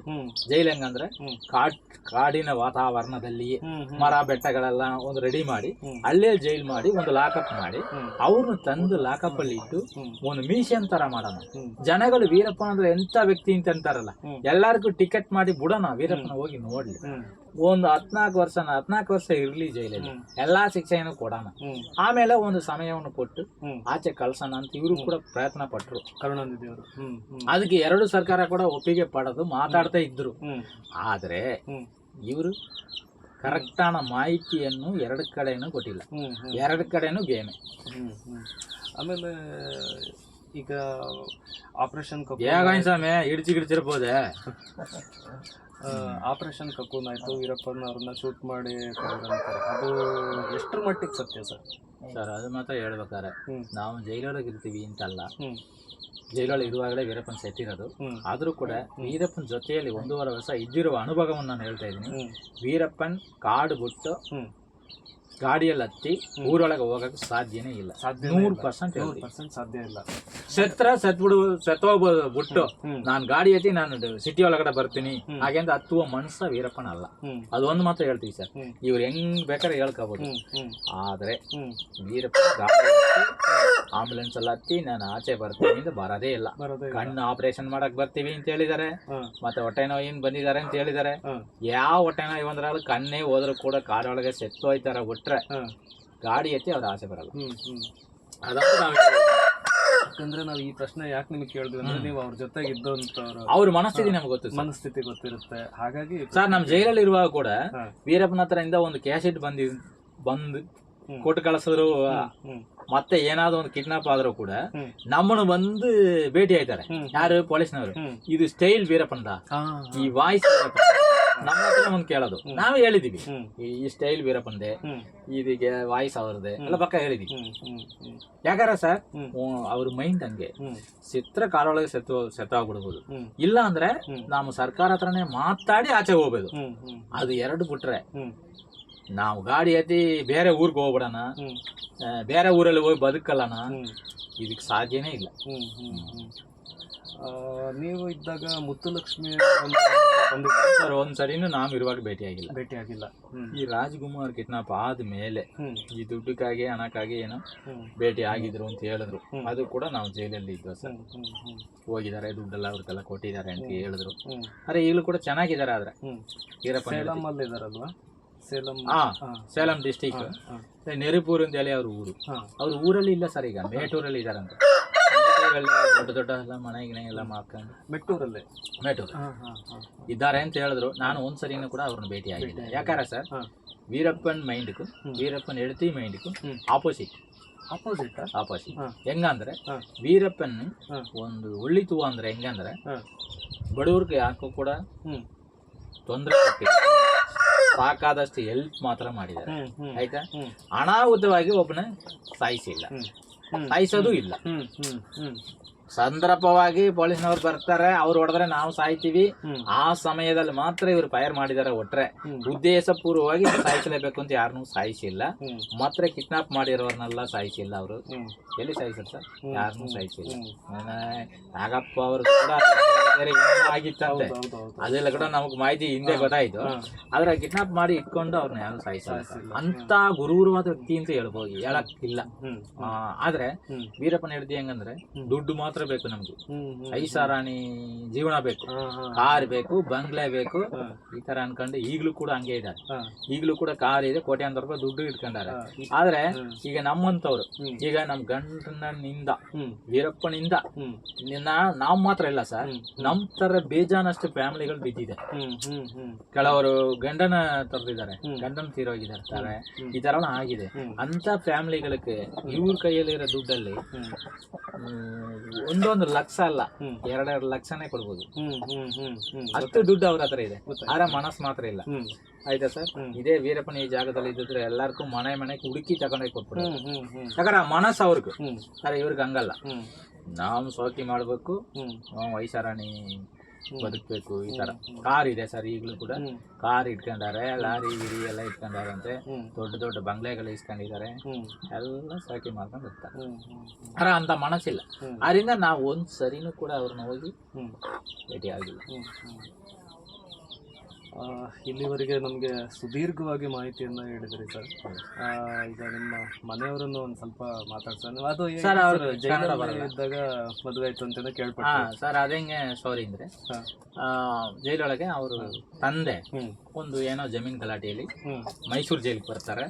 ಆವಾಗ ನಾವು ಮೈಸೂರು ಜೈಲಿದ್ವಿ, ಅವರು ತಮಿಳ್, ನಾವು ತಮಿಳಿಂದ ಚೆನ್ನಾಗಿ ಪರಿಚಯ ಆಯ್ತು. ನಾವು ಪರವಲ್ ರಾಜ್ಯದಲ್ಲಿ ಬರ್ತೀವಿ. ಪರವಲ್ ರಾಜ್ಯದಲ್ಲಿ ಬರುವಾಗ ಅವರು ಆಚೆ ಇರ್ತಾರೆ. ಅವರು ಕೊಳತೂರು ಕರಂಗಲ್ಲೂರು ಅವ್ರ ಊರು. ಕರಂಗಲ್ಲೂರು ಅವ್ರ ಊರು. ಮತ್ತೆ ಏನಾಗಿದೆ ಅಂದ್ರೆ ಅವ್ರ ಒಂದು ವಿಶೇಷ ಅಂದ್ರೆ ಒಂದು ಹಬ್ಬಕ್ಕೆ ಏನೋ ಮರಿ ಏನೋ ಕುಯ್ತೀವಿ ಅಂತ ಅವ್ರು ನನ್ ಕರೀತಾರೆ. ನಾವು ಅಲ್ಲಿಗೆ ಹೋಗಿರ್ತೀನಿ. ಮತ್ತೆ ನಾವು ನಮ್ಮ ತಂದೆ ತಿರೋಗಿರುವಾಗ ಅವ್ರು ಇಲ್ಲಿಗೆ ಬಂದಿರ್ತಾರೆ. ಈ ತರ ನಮ್ ಸಂಬಂಧ ಆಯ್ತು. ಮತ್ತೆ ಸಂಬಂಧ ಆದ್ಮೇಲೆ ಅವ್ರ ಮಗಳು ಇವರು ಬನಿಯನ್ ಕಂಪನಿಗೆ ಹೋಯ್ತಾ ಇದ್ರು. ಆವಾಗ ಏನಾಯ್ತು ಅಂದ್ರೆ ನಾವು ಮನೆಗೆ ಹೋಗಿರೋದು. ಮತ್ತೆ ಅವ್ರ ತಂದೆ ನನ್ನ ಬಗ್ಗೆ ಹೇಳಿರೋದು, ಪಾಪ ಒಳ್ಳೆ ಹುಡುಗರು, ಈ ತರ ಏನೋ ಕುರಿಗಿರಿ ಮೇಯುವಾಗ ವೀರಪ್ಪನ ಜೊತೆಗೆ ಹೋಗಿ ಈ ತರ ಜೈಲಿಗೆ ಬಂದ್ಬಿಟ್ರು, ಪಾಪ ಇಷ್ಟು ಕಷ್ಟದಲ್ಲಿ ಇರ್ತಾರೆ, ಮತ್ತೆ ಒಳ್ಳೆ ಹುಡುಗರು ಹಾಗೆ ಅಂತ ಒಂದು ಮಾತನ್ನು ಹೇಳ್ತಾರೆ. ಅದು ಈ ಹುಡುಗಿ ಮನಸ್ಸಲ್ಲಿ ಒಂದು ನಿಂತಿದೆ. ಅದು ಏನಂದ್ರೆ ಆಚೆನೆ ನಾ ಬಂದಿಲ್ಲ ಸರ್, ಪರವಲಲ್ಲಿ ಇರ್ತೀನಿ. ನಾವು ಇಬ್ಬರು ಒಳಗಡೆ ಪರಿಚಯ ಅಂದ್ರೆ ಲವ್ ಆಯ್ತು. ಫೋನಲ್ಲಿ ಮಾತ್ರ ಮಾತಾಡ್ತೀನಿ. ಮತ್ತೆ ಹಂಗೆ ಆಗಿ ಮದುವೆ ಆಗೋಣ ಅಂತ ನಾನೇ ಕೇಳಿದ ತಕ್ಷಣ ಇವ್ರ ಹತ್ರ ಯಾರು ಹೇಳಿದ್ದಾರೆ, ಜೈಲೊಳಗೆ ಇದ್ದಾರೆ, ಪರವಲ್ ಬಂದಿದ್ದಾರೆ, ಅದು ವೀರಪ್ಪನ ಕೇಸಲ್ಲಿ ಇದ್ದಾರೆ, ನೀನು ಮದುವೆ ಆಗ್ಬಿಟ್ಟ ಬಿಟ್ಬಿಟ್ಟು ಒಳಗೆ ಹೋಗ್ಬಿಡ್ತಾರೆ, ಹಂಗೆ ಅಂತೆಲ್ಲ ಹೇಳಿದ್ದಾರೆ. ಎಲ್ಲಾ ಮಾತನ್ನು ಕೂಡ ನಿರಾಕರಿಸಿ ಇವ್ರು ನನ್ನ ಮದುವೆ ಒಪ್ಕೊಂಡ್ಬಿಟ್ಟು ಮದುವೆನೇ ಮಾಡಿದ್ರು ಸರ್. ಆದ್ರೆ ಅವ್ರಿಗೆ ಹಾರ್ಟ್ ಓಪನ್ ಸರ್ಜರಿ ಆಗಿದೆ. ಹಾರ್ಟ್ ಅಲ್ಲಿ ಒಂದು ಹೋಲ್ಸ್ ಇತ್ತು, ಅದನ್ನ ಇದು ಮಾಡಿದ್ದಾರೆ. ಇನ್ನೂ ಕೂಡ ಟ್ಯಾಬ್ಲೆಟ್ ತಿಂತಾ ಇದಾರೆ. ತಿಂಗಳಿಗೆ ಒಂದಿಷ್ಟು ಟ್ಯಾಬ್ಲೆಟ್ ತರಬೇಕು, ಅದನ್ನ ತಿಂತಾ ಇದಾರೆ. ಆದ್ರೆ ಕೂಡ ಸರ್ ಅಂತ ಮನಸ್ಸಿದೆ ಅಲ್ಲ, ಅಂತ ಜೀವಾವಧಿ ಕೈದಿ ಗೊತ್ತಿದ್ದು ಕೂಡ ನನ್ ಮದುವೆ ಆಗಿ ಇಷ್ಟಪಟ್ರಲ್ಲ, ಅದೊಂದು ದೊಡ್ಡ ಗ್ರೇಟ್ ಸರ್. ನಾನು ಸಿಕ್ಕಿರೋದೇ ಒಂಥರ, ಅದೇ ನಂದಿನಿ ಮೇಡಮ್ ಹತ್ರ ಅದನ್ನೇ ಹೇಳಿದ್ವಿ, ಅದೇ ಭಯಂಕರ ಇದು ಅಂತ ಹೇಳಿ. ಪರವಾಗಿಲ್ಲ ಸರ್, ಪಾಪ ಅದು ಒಂದು ಒಬ್ಬನೇ ಮಗ, ಅವನು ಒಬ್ಬನೇ ಚೆನ್ನಾಗಿ ಓದಿಸಿ ಏನೋ ಒಂದು ಇದಕ್ಕೆ ತಂದ್ರೆ ಸಾಕು ಸರ್, ನಮ್ಗೆ ಬೇರೆ ಏನು ಆಸೆ ಇಲ್ಲ. ಅದೇ ಈ ತರ ಅಲ್ಲಾಡ್ಸೋದಲ್ಲ ಮನೆ, ಈ ಮನೆಗೆ ಒಂದು ಗೋಡೆ ಇತ್ತು, ಏನಾದ್ರು ಒಂದು ಸೀಟ್ ಹಾಕೋ ಮಟ್ಟಕ್ಕೆ ಏನೋ ಒಂದು ಮಾಡೋಣ. ಕೆಲವೊಬ್ಬರು ಎಲ್ಲ ಫೋನ್ ಮಾಡಿದಾರ ಸರ್, ಈ ನಂದಿನಿ ಮೇಡಮ್ ಅವರು ಚಾನಲ್ ಅಲ್ಲಿ ನೋಡಿರೋರೆಲ್ಲ ಕೆಲವೊಬ್ಬರು ಮಾತು ಫೋನ್ ಮಾಡಿದ್ದಾರೆ, ಬರ್ತೀವಿ ಬಂದು ನಿಮಗೆ ಏನೋ ನಾನು ಒಂದು 2-3 ಜನ ಸೇರಿ ಏನೋ ಒಂದು ಅಷ್ಟು ಇಷ್ಟು ಮಾಡಿ ಒಂದು ಗೋಡೆ ಏನಾದ್ರು ಇಟ್ಟು ಒಂದು ಸೀಟ್ ಯಾವ್ದು ಹಾಕೋ ಮಟ್ಟಕ್ಕೆ ಒಂದು ಲೆವೆಲ್ ಮಾಡ್ತೀನಿ ಅಂತ ಹೇಳಿದ್ದಾರೆ. ಮತ್ತೆ ಅವ್ರವ್ರದ್ದು ಒಂದು ಆರ್ಥಿಕ ಕೆಲಸಗಳು ಇರುತ್ತಲ್ಲ, ಅದರಿಂದ ಏನೋ ನಡೀತಾ ಇದೆ ಸರ್. ಸ್ನೇಹಿತರೆ, ಇಲ್ಲಿವರೆಗೆ ಸುದೀರ್ಘವಾಗಿ ಅವರು ತಮ್ಮ ಜೀವನ ಸ್ಟೋರಿಯ ಜೊತೆಗೆ ವೀರಪ್ಪನವ್ರ ಬಗ್ಗೆನೂ ಕೂಡ ಸಾಕಷ್ಟು ಮಾಹಿತಿಯನ್ನು ಕೊಟ್ಟಿದ್ದಾರೆ. ಅವರ ಪರಿಸ್ಥಿತಿ ಎಷ್ಟು ಚಿಂತಾಜನಕವಾಗಿದೆ ಅಂತ ನಾವು ಬಂದ ತಕ್ಷಣ ನೋಡಿದ್ವಿ. ಅಪ್ಪುಸ್ವಾಮಿ ಅವರು ಹೇಗೆ ಅಂತಂದರೆ ಎಷ್ಟು ಒಳ್ಳೆ ಹಾರ್ಟ್ ಇದೆ ಅವರಿಗೆ ಅಂತ ಹೇಳಿದರೆ, ನಾವು ಬಂದ ತಕ್ಷಣ ನಮ್ಮನ್ನು ವೆಲ್ಕಮ್ ಮಾಡಿ ಅವರು ಎಷ್ಟು ಚೆನ್ನಾಗಿ ಮಾತಾಡ್ಸಿದ್ರು. ಟೀ ಎಲ್ಲ ಕೊಡ್ತೀವಿ ಅವ್ರ ಮನೆಯಲ್ಲಿ. ಹಾಗೆಯೇ ಈಗ ಅವರು ಗದ್ದೆ ಎಲ್ಲ ನೋಡೋಣ, ಜಮೀನು ನೋಡೋಣ, ಅವ್ರ ಮನೆ ಒಳಗೂ ನೋಡೋಣ. ಈ ಒಂದು ಇದ್ರ ಮೂಲಕ ಅವರಿಗೆ ನಮ್ಮ ಕೈಲಾದ ಸಹಾಯ ನಾವು ಮಾಡೇ ಹೋಗ್ತೀವಿ. ಈಗ ಇದನ್ನು ಏನಾದರೂ ತಾವೇನಾದ್ರು ನೋಡಿದರೆ ಅವ್ರದ್ದು ಪಾಸ್ಬುಕ್ಕು ಮತ್ತು ಅವ್ರದ್ದು ಫೋನ್ಪೇ ಅಡ್ರೆಸ್ ಎಲ್ಲ ಕೊಡ್ತೀವಿ. ದಯವಿಟ್ಟು ನೋಡಿದವರು ಒಂದು ಸ್ವಲ್ಪದ ಮಟ್ಟಿಗಾದರೂ ಅವರಿಗೆ ಸಹಾಯ ಮಾಡಿ. ಯಾಕಂದರೆ ಇಲ್ಲಿ ಬಂದು ನೋಡಿದಾಗ, ನಾನು ಮುಂಚೆ ಅವ್ರದ್ದು ವೀಡಿಯೋಸ್ ಎಲ್ಲ ನೋಡಿದ್ವಿ, ಇಲ್ಲಿ ಬಂದು ನೋಡಿದಾಗ ಎಷ್ಟು ಶೋಚನೀಯ ಪರಿಸ್ಥಿತಿಯಲ್ಲಿದ್ದಾರೆ ಅಂಥೇಳಿ ನನಗೆ ಮನವರಿಕೆ ಆಯಿತು. ಇಷ್ಟು ಹೇಳಿ ಈ ಕಾರ್ಯಕ್ರಮವನ್ನು ಮುಗಿಸ್ತಾ ಇದ್ದೀವಿ. ಧನ್ಯವಾದಗಳು ಅಪ್ಪಸ್ವಾಮಿ. ಆಯಿತು, ನಮಸ್ಕಾರ.